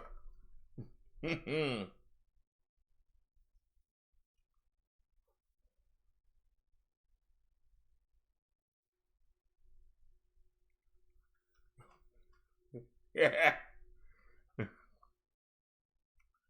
Alrighty.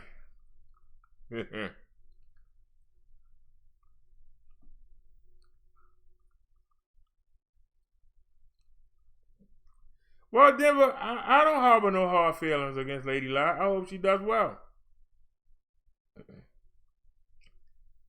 Hey, for all the YouTube stuff, she doing better than me.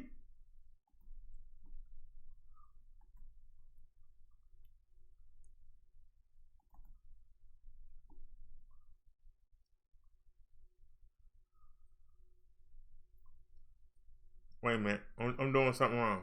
That's what I'm doing wrong. Hold on. Put the music back on real quick.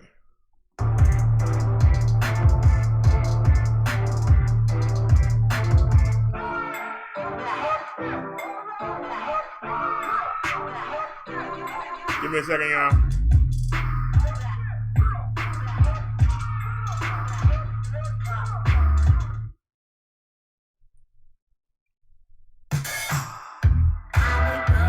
Sunday morning, feel the ache inside my heart.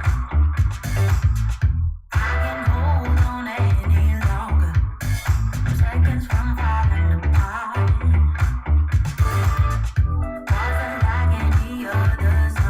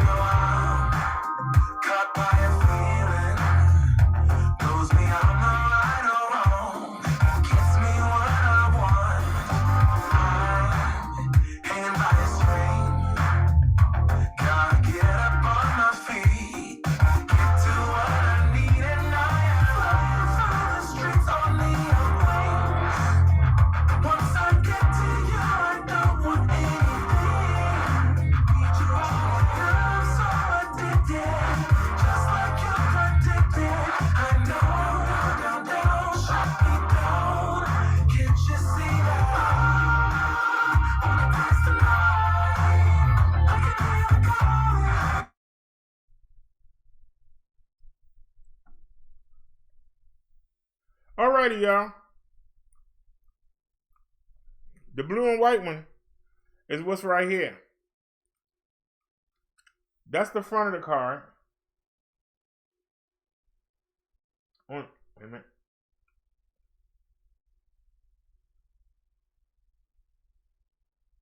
It's upside down. You can see my name, date of ordination, December 30, 2019. The holder of this card is authorized to perform all duties of a minister, including marriage, funeral ceremony, ministerial services, religious duties, and rights as an ordained minister, and is entitled.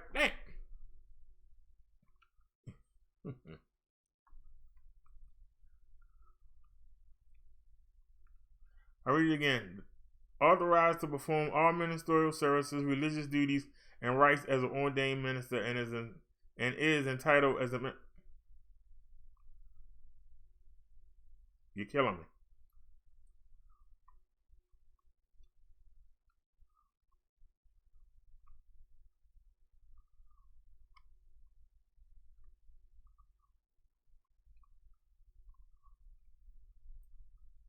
Should have put them in no particular order. That's what I should have done. Why the other one won't show? It's only 3. Why the other one ain't showing?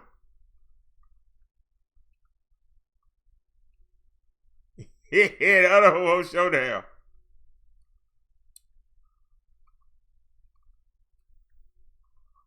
Alright, I don't know why the other one ain't showing. I ain't gonna cry about it though.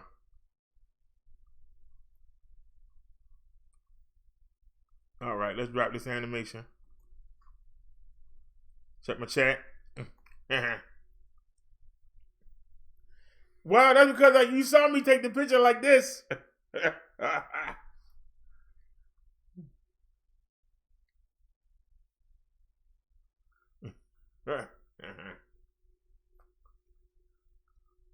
But as y'all can see, we still got one more to get. Y'all see the man is legit.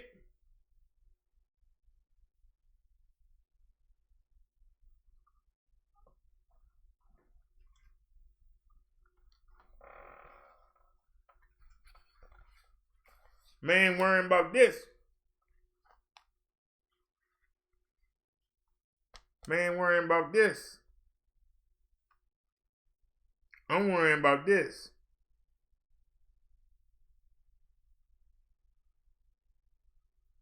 You know? People talk trash.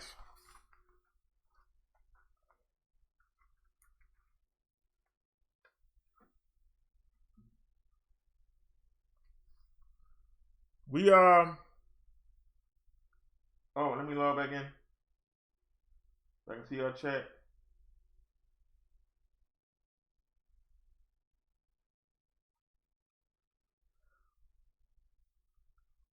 All them people worrying about belts. I'm getting credentials. And still challenge anybody to come for the belt. I wasn't feeling well. What is it? It's like I get in front of y'all and I forget.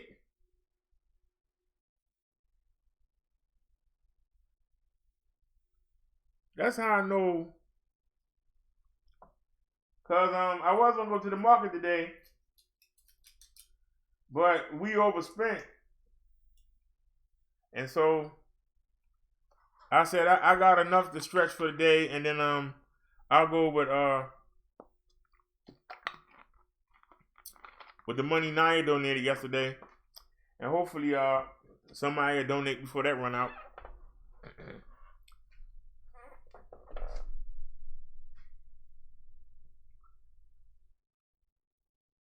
I had the clothes all ready to go. I said, man, we ain't going nowhere.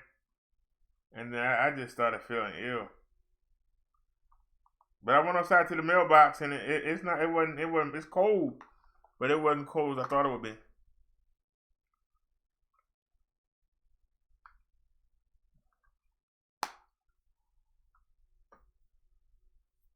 Tastes like coffee. Like I said, when the other one comes, so we still gonna need to get a lanyard. We're gonna need a lanyard for the other car. I'm gonna cut a hole in it.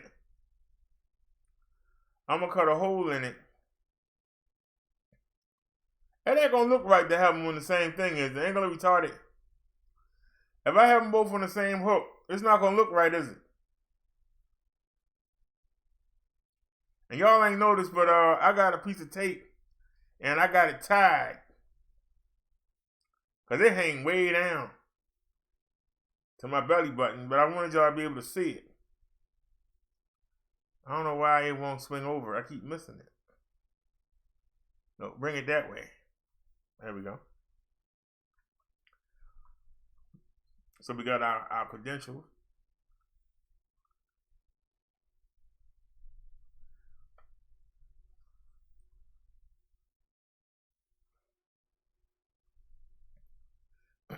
All right, y'all. Let's get to the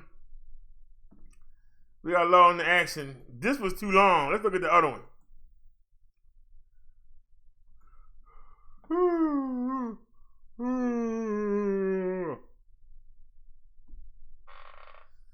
Now I just popped one of these in. All right, this is the undefeated. If only Black America could work together. See, I told y'all. Oh, Lord, starting again. As well as the NBA champion Warriors.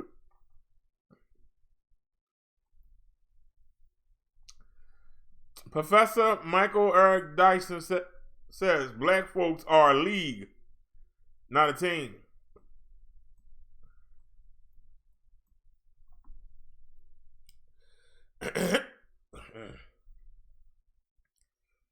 The Golden State Warriors will hold their victory parade in Oakland, California on Tuesday, celebrating the franchise's third NBA title in 4 years. This season's accomplishment was heralded as the triumph of a great team and teamwork. The Warriors are a team of stars, superstars, young players, veteran players, strong personalities, and unique talents. They overcame internal issues through teamwork and an intense focus on winning. After the final game June 8th, a few players hinted that the internal pressures and undisclosed distractions had made the 2017-18 season a particularly vexing campaign, yet the Warriors survived to win their third title since the 2014-15 season. As we celebrate the 50th anniversary of a tumultuous 1968, I found myself wondering whether far from Black America could use the Warriors' brand of teamwork to achieve a championship in the atmosphere of clickbait, self-centeredness, and narcissism. The Civil Rights Movement was a testament to the bravery of a few and the concerted action of many. Just as the Warriors had their issues, there were tensions and rivalries within the movement, but the brutality and the persistence of white supremacy were often enough to force alliances.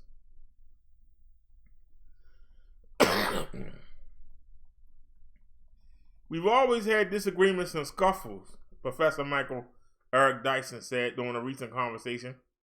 We're going to have skirmishes. All black people don't have to agree with all black people in order for black people to succeed. We were discussing Dyson's new book, What Truth Sounds Like. The book centers on a 1963 conversation between Robert E. Kennedy and a group of hand-picked black celebrities and activists about the smoldering racial tensions in America. Kennedy became annoyed when his guests offered a no-holds-barred assessment of racism, including the Kennedys' culpability. The book's overreaching themes were the need to speak truth to white power and the need for white power to listen. I told Dyson that I felt African Americans spend far too much time persuading the white power to listen. I used a sports team analogy suggesting it was like Tyronn Lue, the Cleveland Cavaliers coach, going to the Golden State locker room before the game and asking the Warriors coach Steve Kerr to take his foot off the Cavaliers' neck. Why should he? They are opponents. Just as Lue worked tirelessly and ultimately unsuccessfully to devise a strategy to defeat the Warriors, more time and energy is needed to get your own locker room. The black team's locker room committed to winning. That's because racism is deeply rooted and an omnipresent opponent. We must do everything it takes to achieve victory, prison reform, police accountability, and economic justice. We must be as committed to the proposition of teamwork toward this end. Dyson accepted the metaphor of the black team, but argued that African Americans are far too diverse and varied to be a single team. Black folks are a league, not a team, he said. On top of that, he argued, you have to figure out who's on your team. Everybody who's your color isn't on your team. Regardless, great teams bolster the NBA. The majority of franchises are in disarray. Some teams are talent-laden yet never win. Some, such as the New York Knicks, the NBA's most valuable franchise, don't have to win to turn a profit. Some black teams are like that as well, whereas individual success is valued over collective success. The beauty of Golden State, and before that, a franchise like San Antonio, is understanding the vision of collective gain versus individual gain. I raised the issue of teamwork and great teams with David West, the Warriors' 37-year-old veteran forward. West has played 15 NBA seasons, having come to the league in 2003. West has been with four teams, has been in the playoffs, but did not win the title until he joined the Golden State in 2016. He has won 2 titles with the Warriors. He looked happy too. West said the most important element for Golden State this season was for successful teams in general, was the ability to put aside personal agendas for the time that we are together. When we go to practice, guys aren't bringing their issues into practice. Guys aren't bringing their own, I'm going to do it my way, into the group environment. West mentioned the Warriors' morning music locker room playlist as a small but poignant example of the give and take that forms the backbone of a successful team. Usually, wherever you go, the young guys rule the music, said West, who played with the New Orleans, Indiana, and San Antonio before joining Golden State. At Golden State, the distribution of music is generally diverse. From Jordan Bell, the 23-year-old center, to West, the music is a thread that connects generations and sensibilities. You might hear Earth, Wind & Fire and Kool and the Gang one morning. You hear Michael Jackson another morning. You might hear Kodak Black the next morning, said West. Talent matters and continuity matters, but there are teams that have talent and continuity that do not win. On a team or in the movement, teamwork requires selflessness and sacrifice that might mean putting oneself in danger or at risk to achieve a greater good.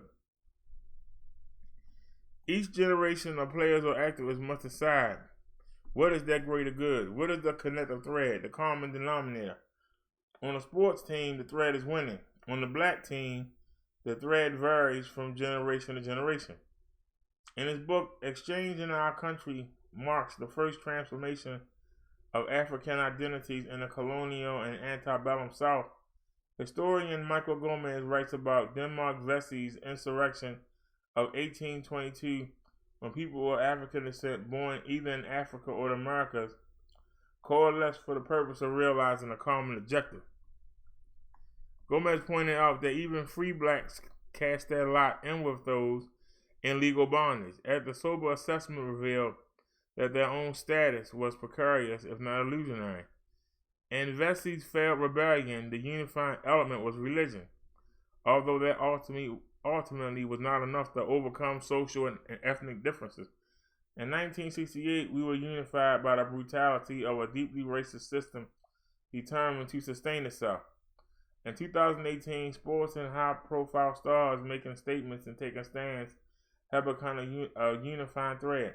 The NFL champion Philadelphia Eagles largely because of the protests of black players, did not go visit the White House. The Warriors have twice said they would not attend if invited. West said social consciousness seeped into the Golden State locker room, where several conversations over the past 2 seasons about whether to protest during the playing of the national anthem. There were agreements and disagreements, but nothing got in the way of the ultimate quest to win the 3rd NBA title. Black people had to give up the notion that we had to be unified in order for us to have progress, said Dyson. We do not. Commitment is more crucial than consensus. Whether achieving the NBA title or the endless quest for freedom and justice, there must be a commitment to achieve collective victories. The Warriors parade Tuesday, their 3rd in 4 years, is a testament to dedication, vision, and the power of teamwork.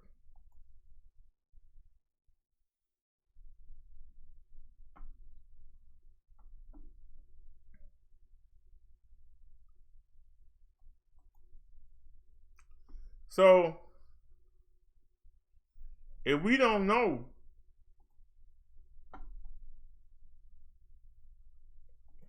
our neighbors, is it still possible? If we don't know our neighbors, is it still possible for us to achieve?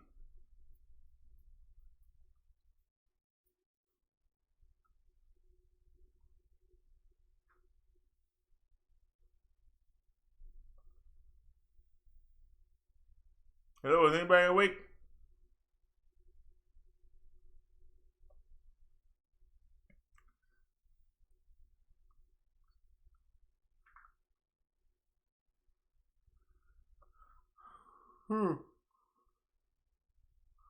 All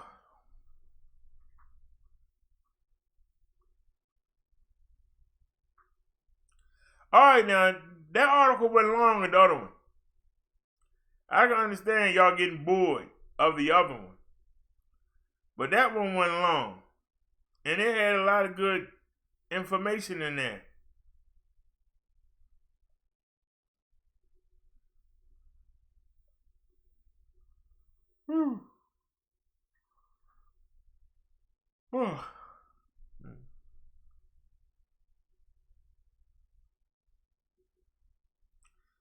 The guy was using the point of an NBA franchise, but since y'all want to talk about football, I don't know, I'll probably be live streaming, I don't know.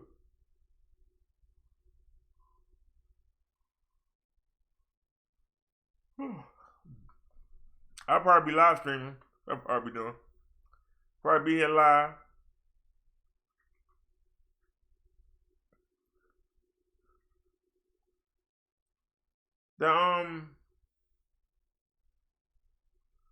Since y'all want to talk about the games, it's 50 players on the football team, right? Some young, some old, some in the middle. But these people have to get on that field, and everybody has to play their position. Now, some of them might have tax problems. Some of them might have legal problems. Some of them might have wife issues. Some of them might have child issues. But when they get on that field, they got to put that to the side and concentrate on the goal. And the goal is to win the game. And everybody need to play their position and do what needs to be done in order for you to get a victory. Now, the question, how do we get black people to do that in today's world? How do we get them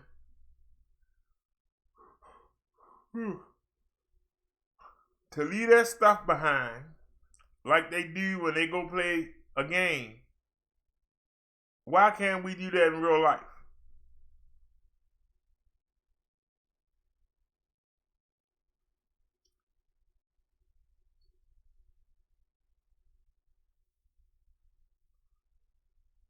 Why can't we, I want to get my steps fixed. I want to get this done. My daughter not being allowed in the school. How do we separate and get people to understand we working for a common goal? Once we get where we need to go, then we can start focusing on the small issues.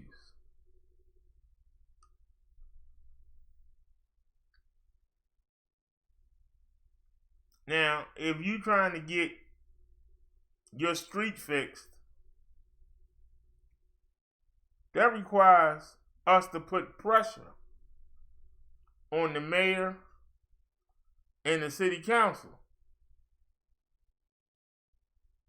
But if you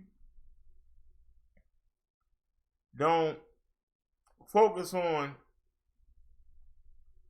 letting that issue of your street needing repair so that we can get the attention of the mayor, if you can't let the fact that you ain't got no parking at your job, or you can't let go of the fact that your child doesn't have any computers or books in the classroom, if you can't stop trying to push that little issue and let's get the attention of the powers that be, then once we do that, then we can start working on the smaller things. But as I noticed, I thought we was going to do something, but I came here because, I don't understand how come there ain't no parking downtown. And y'all ain't talking about that. So I'm gonna go do it on my own then. And they wind up not doing nothing, and then nothing gets changed.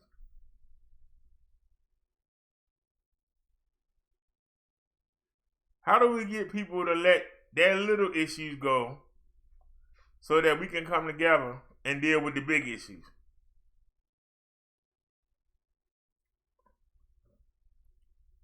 Denver says teamwork for a common goal.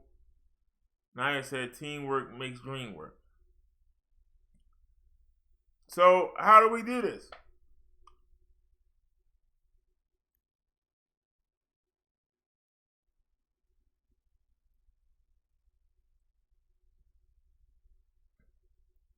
You might have a group that's trying to come together, and everybody got their own issues they want the group to work on.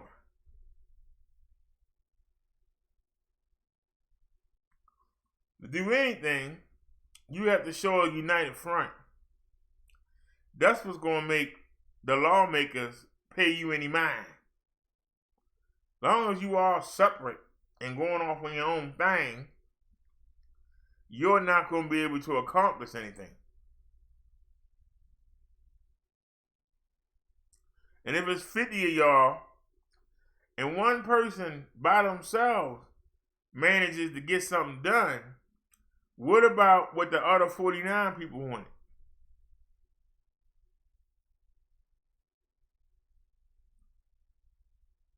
They're going to get mad at you.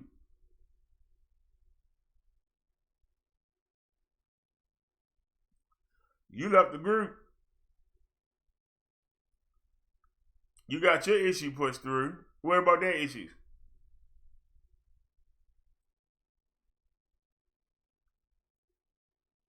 Now they're going to try to undermine what you got done because you went off on your own and made them look stupid. So now they were your allies Now they're going to try and pull you down.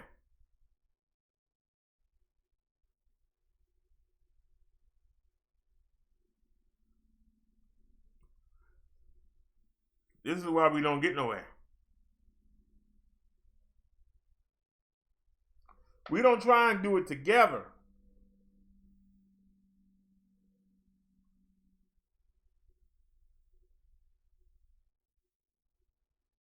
We just want to focus on what we interested in. Now, like I said, one person might want books for the school. It might be 5 other parents in that same group of 50. But them 5 other parents ain't thinking about that. But the books would benefit their kids because the kids go to the same school.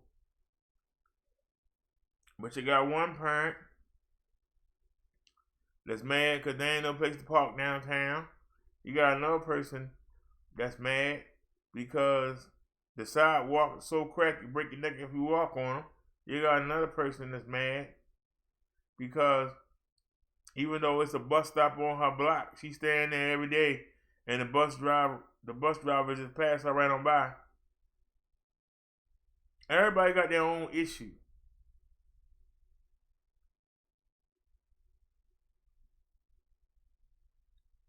You might have one woman that might have a slum landlord. And she can't get no help and the house is flooding. Everybody got their own issue. How do we say, hold up, let's get the attention first. Let's show a unified front that we're not playing and that we need things done. And then we get to each issue. Now, you don't do mine first. Mine is more important. Not gonna. We sitting here, they're gonna flood the daggone kitchen. I'm sick of this, man.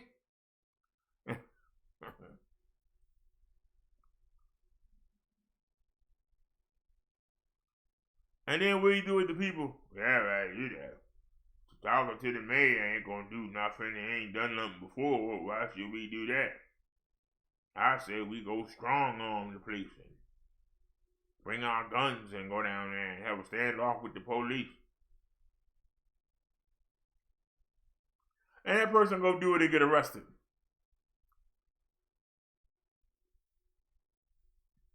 And he linked to your group. So when y'all do go down there, they ain't gonna pay you no mind because one of you ain't acting the daggone fool.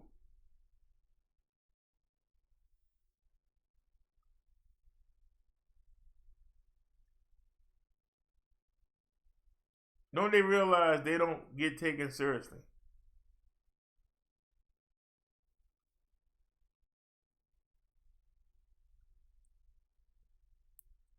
Like when they rioted in Chicago,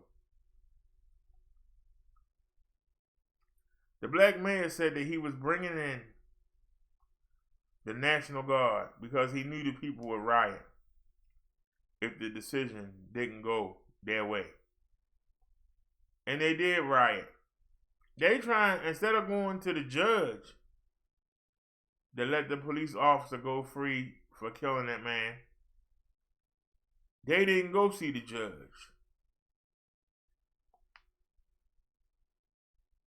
The rioters didn't go to the home of the police officer and terrorize him and their family. No, they tried to get to the mayor.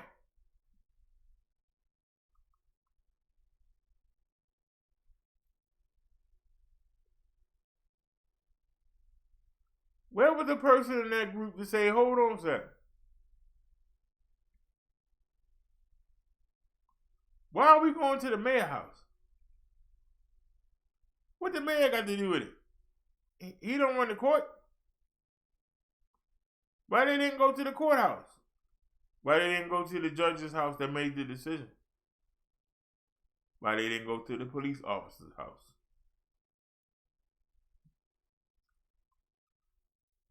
When you do stupid things like that, people don't take you seriously.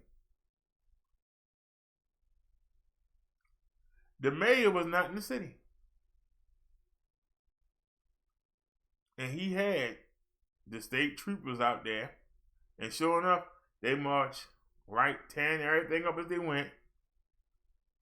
Went right to the daggone mayor's, try to get into the mayor's mansion or wherever they have in Chicago. State troopers was right there. And they know. Go ahead and let them tear the place up. Let them blow that steam off. And then they're going to forget about it the next day. And that's what they did. So whatever they were trying to accomplish didn't get accomplished. And people were laughing at them. I told you they was going to do it. That's why I made sure I wasn't there. That's why I had the National Guard out there. Now, if they had went to the cop's house and went and terrorized the cop, that would have got attention of somebody. They had drugged the daggone judge out of his house and marched him up and down the street. That would have got the attention of somebody. Well, all right, now we need to do something here. These people ain't playing around. When you go march to the mayor's house, they ain't got nothing to do with it. And he ain't there. They sitting there laughing. Look at them idiots. Yeah, we'll let them go ahead and terrorize them. If it gets too bad, then use the bean bags and use the pepper spray and just run them off. So even though all of them were together, they wasn't thinking. And they out there acting a daggone fool, tearing up cars, busting windows. But they just say whatever. We'll let them go ahead and shoot that steam. They'll forget about it tomorrow. And that's the problem. There ain't no focus. You gotta be steadfast. Why is it that Al Sharpton and Jesse Jackson only come out when it's a shooting? Why they only come out then? And you gotta pay their lodging and pay their expenses to fly out there. Why ain't they out there every day, going from town to town, saying, "Come on, let's get something done"? See, I asked the hard question. Anybody got an answer? How come these civil rights activists only come out when it's a white police officer involved shooting? How come Black Lives Matter only come out when it's a white involved police shooting? Because that's one agenda. We got bigger problems than the police shooting thugs. We got bigger problems than that. But you want to focus on just that. What about unemployment? What about the low test scores? What about the young men selling the drugs on the corner? What about the addicts breaking into people's houses, trying to steal anything to get them drugs?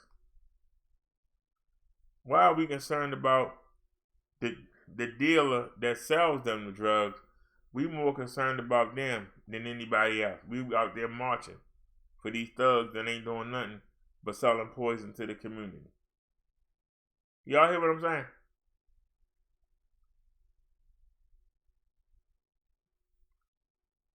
Anybody have any ideas? Any comments?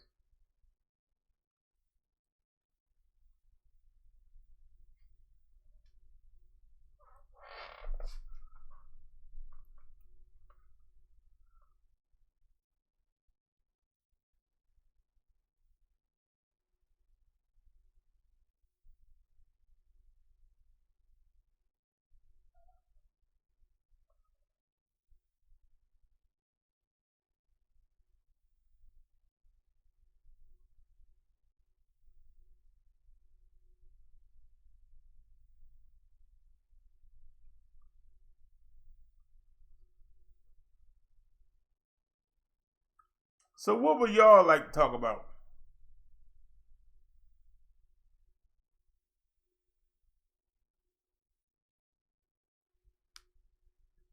Every day I come with a topic and nobody don't ever want to discuss it. So what do y'all want to talk about?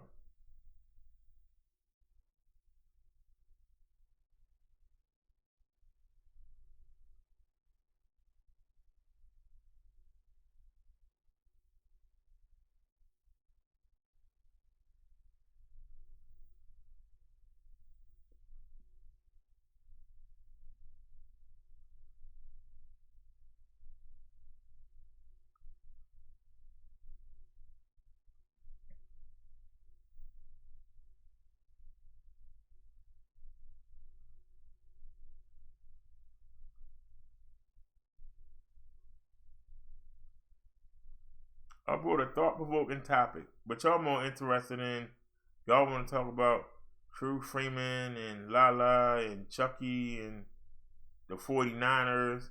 So what do y'all want to talk about?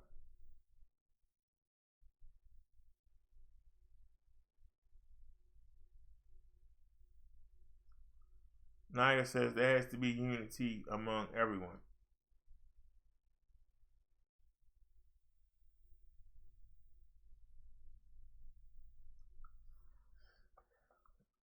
I've said this before, Naya, that if you go watch old movies, even the old westerns, you go watch the old movies, you'll see there's a new guy that comes into town. And the people don't know him. But it don't matter if he Amish, don't matter if he Irish, don't matter if he Italian. The people would say, hey, how long you gonna be in town? He'd be like, I'm gonna be here for a spell. He said, well, look, you can come with me to work tomorrow and I'll see if I can get you a job down at the mill. Somebody else will say, well, you can come stay with us until you can get your own place. Would that happen in 2020 in the black community? Heck no.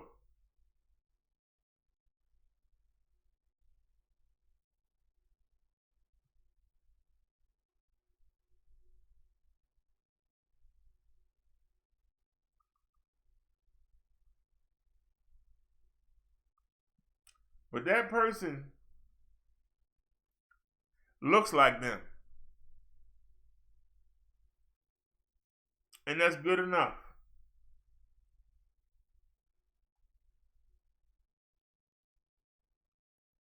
They say, come on in. We're trying to get you a job.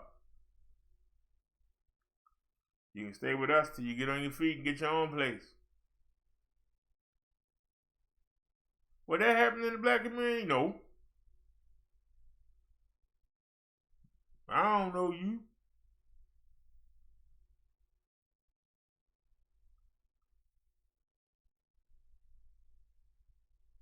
I can't take you down to the plant. They only hire 20 of us. You go down there, I don't know if you can work or not. You might mess it up. They might fire all 20 of us. Shoot. You ain't staying in my place. I don't know nothing about you. Can't stay in my barn. Might be out there messing with the damn houses.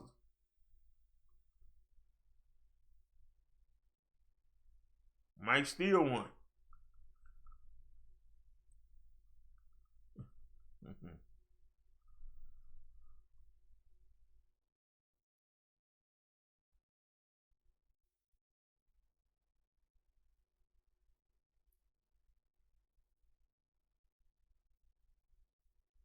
So if we don't have that, how are we going to have unity? We don't trust one another. How can we have unity? Seriously. How can we have unity? We don't trust each other. We don't know each other. We don't want to take the time to find out nothing about you.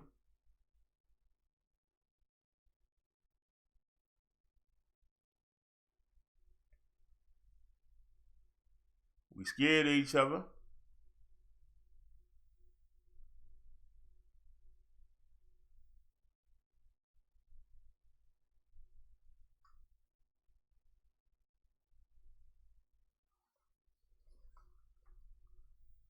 Like the man said in the article, just because the person look like you don't mean they on your team.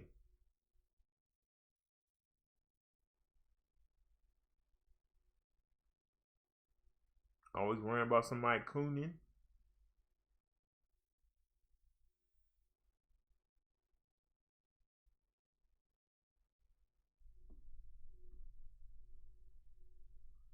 What would y'all like to talk about? Open show now. Anything y'all want to talk about? I'll give y'all a minute to think about it.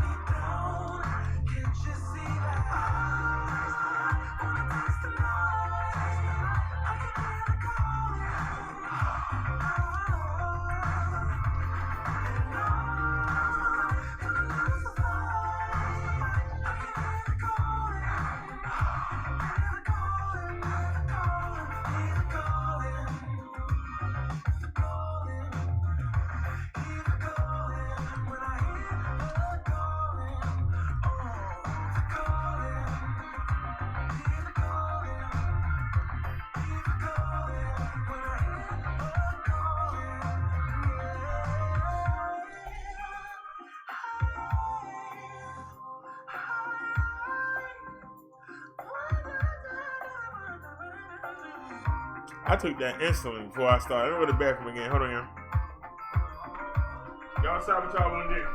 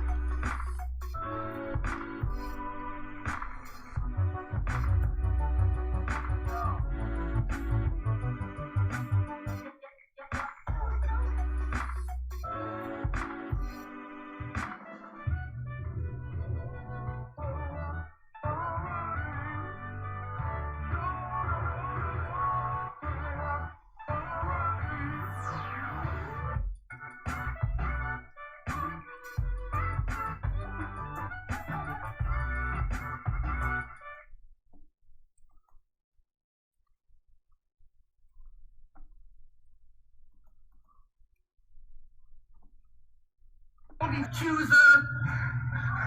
Accuser of the fucking brethren, you motherfucker. Yes, ma'am. I'm pissed because he won't repent.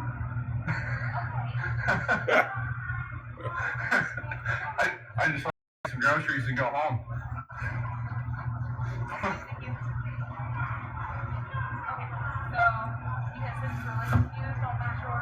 I don't give a fuck because it's gonna burn in your home. And you are too, bitch. You don't have Jesus Christ as your savior. You're gonna be down there fucking with them, screaming in holy fucking terror of fucking fire and brimstone. Do you fucking get it? Yeah, totally understand.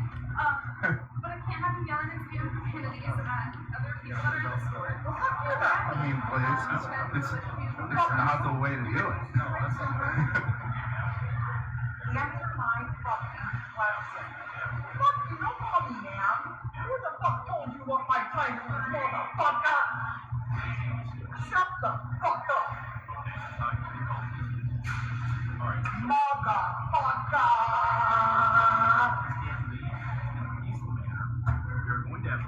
I do apologize.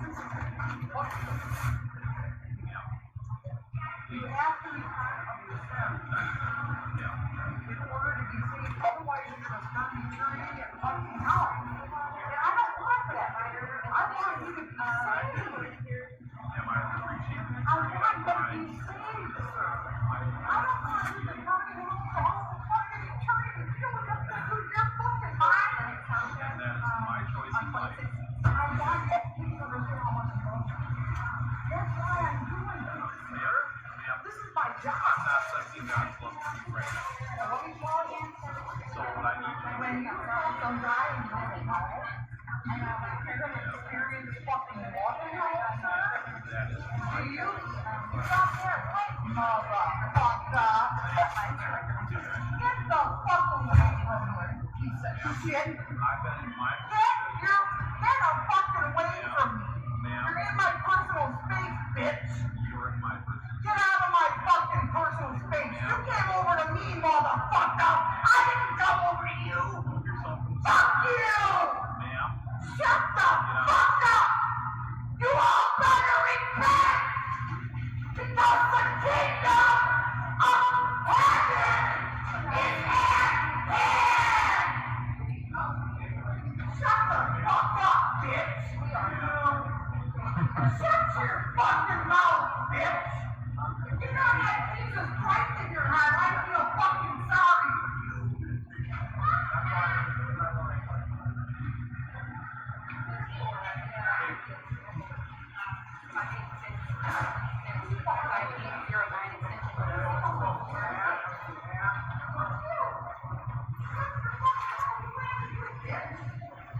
Who asked you, bitch? Fuck you, I'll decide what's fucking inappropriate, what's not, bitch. Fuck you, I never brushed my fucking teeth, don't you fucking know that? This is what. Don't you know that by now? Fuck you! Shut the fuck up, you fucking gnat! Get the fuck away from me! You fucking gnat! Get the fuck out of here, I told you! I don't give a shit! They're gonna fucking... I don't give a shit! You can lock me up in a fucking prison! Life without fucking parole! And I'll be better off than any one of you motherfuckers! Shut the fuck up! Fuck you, sir! Shut the fuck! Are you not fucking done? Hey, the police. Hey, the popo.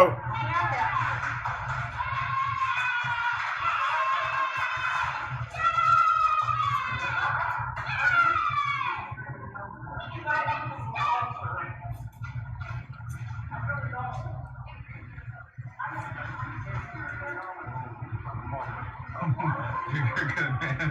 I got like 5 minutes.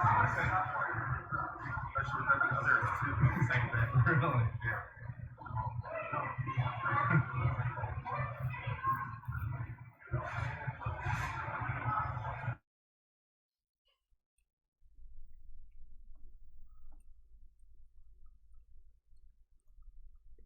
Okay.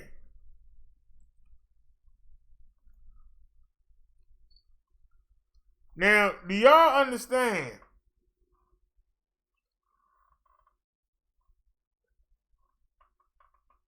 I don't know who this lady pastor is. I don't know who's teaching her. But you don't go and force religion on people. They will rebel. They've got to want it.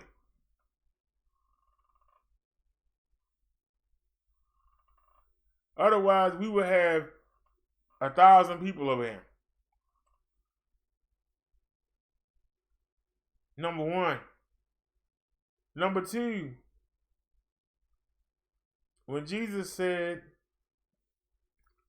people are going to say, Lord, Lord, have I not prophesied in your name? And have I not done glorious works? He's going to say, I don't know you.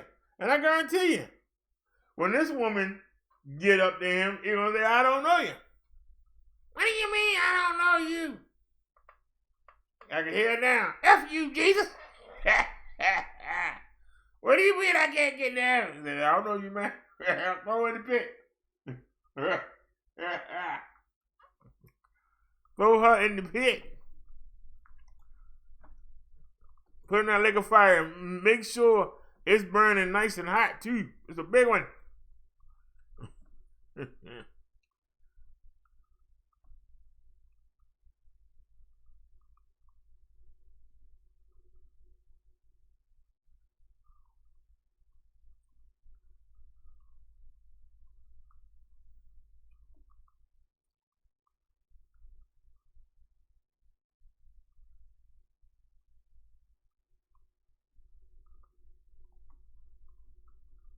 All right, is this YouTube? This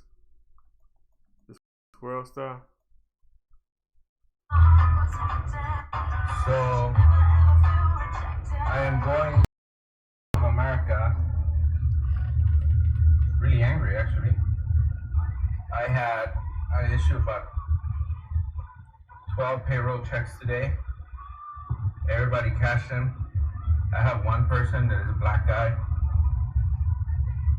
and they at the bank, they don't want to cash his check. They don't want to call me to verify the check. They're just completely refusing service. And I called and they said they couldn't talk to me. So I'm on my way over there to let them know how I feel. I am recording now because you ignored me. I'm not gonna leave until we cross the scene because you should be able to talk to me about why you didn't cash this check.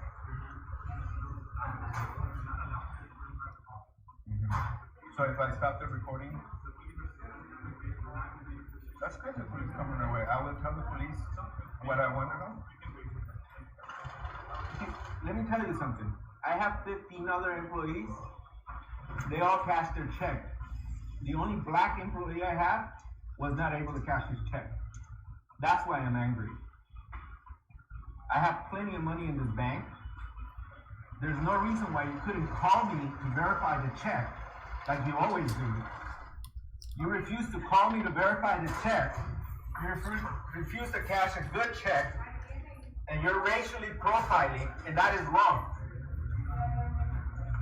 And you are the one who started that. You tell me why my other 15 employees didn't have a trouble cashing their check. Can you tell me? She ain't got nothing to do with it. She cool. You can't tell me.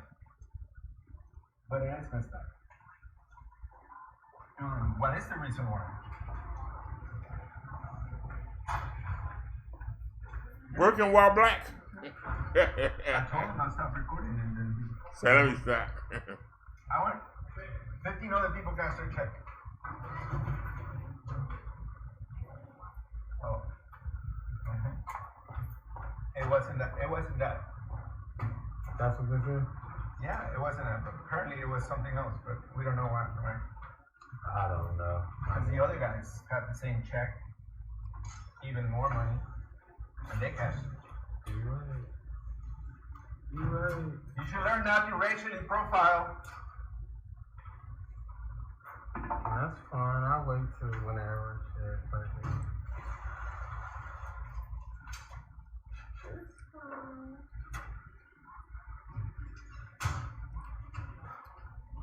I think that calling police shit, that's a bluff, bro. They should have been did that, especially in there. The district manager didn't tell them that. Oh, this is gonna. I'm drawing attention to it on purpose.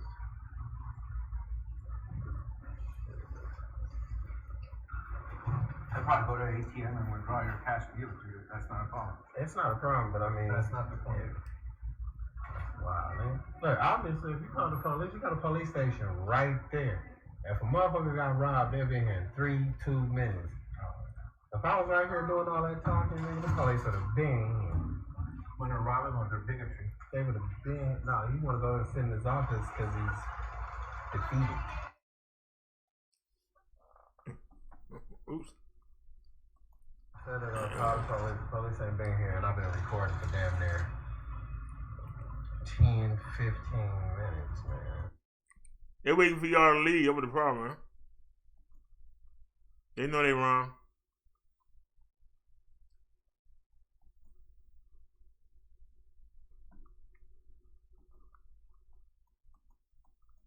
Alright, it's not World Star. Alright, I can play. You ain't tell nobody where you was going, right? Alright, listen, man. You 14 years old and I'm 36. Like, a lot of people may feel some type of way about that. But they don't get your hair done, your nails done. I give you a little money for clothes and lunch and stuff like that for school. They don't love you. Your father not around, your mother can't take care of you. I'm the only one that's taking care of you, you understand? But listen, there's a lot of things that's gonna be going on. Like, you're gonna be my sex slave, you understand? I'm gonna hit you every time you get out of line. I'm gonna beat you. I might give you a disease here and there. You might get pregnant, but that's true love. I'm the only one that loves you, right? Don't worry about nothing. Don't tell your friends about me. I got your back. This could be your daughter. This could be your daughter. Message well sent. Y'all get that? Message well sent.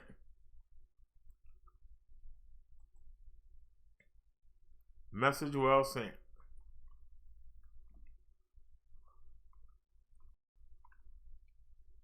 My boy in here getting fitted for my wedding. You know what I mean? I was gonna talk about I'm gonna be a little slimmer by then, though. A little bit slimmer. I lose some of this. Yeah. 188 down there. yeah. Alright, you wanna take this on back, try?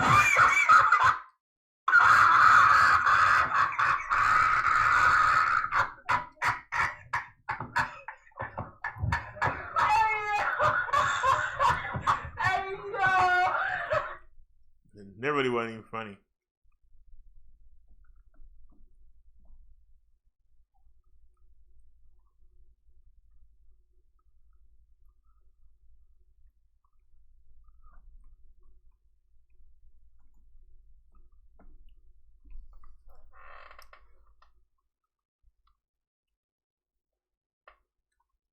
Alrighty.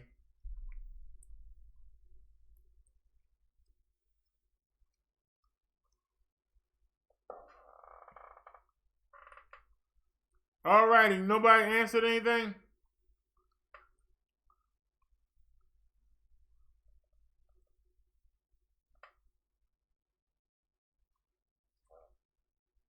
Y'all want to go over to the Master King channel? But ain't nobody saying nothing.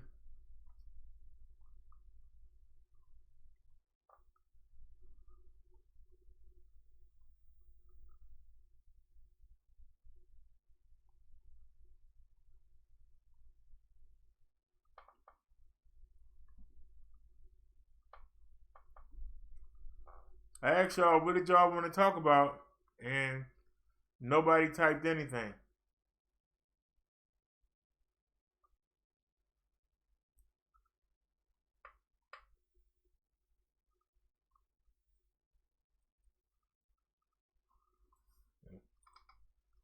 I gotta admit though,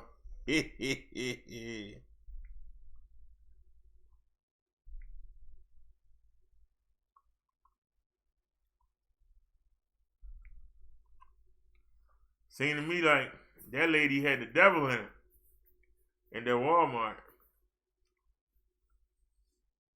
She was trying to preach and talk about somebody going to hell, and she cussing at people like a daggone sailor. How do you think she representing Jesus and God like that?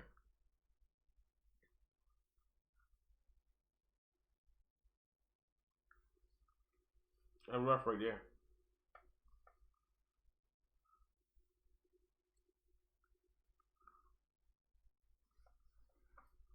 All right, y'all. Let's y'all wanna go to Master King 1 and go take a look at what's going on in the sector.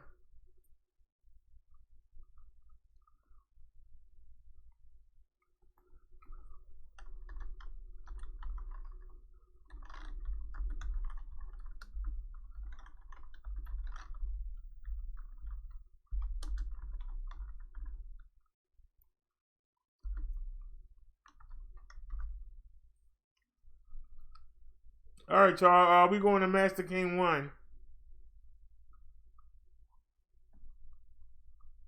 So it's 11:24. Meet me over there in 10 minutes. Master King 1. I gotta change the screen key. I'm gonna restart the computer and phone, and then I'll come right back. Master King 1. Peace, everybody. Thanks for watching.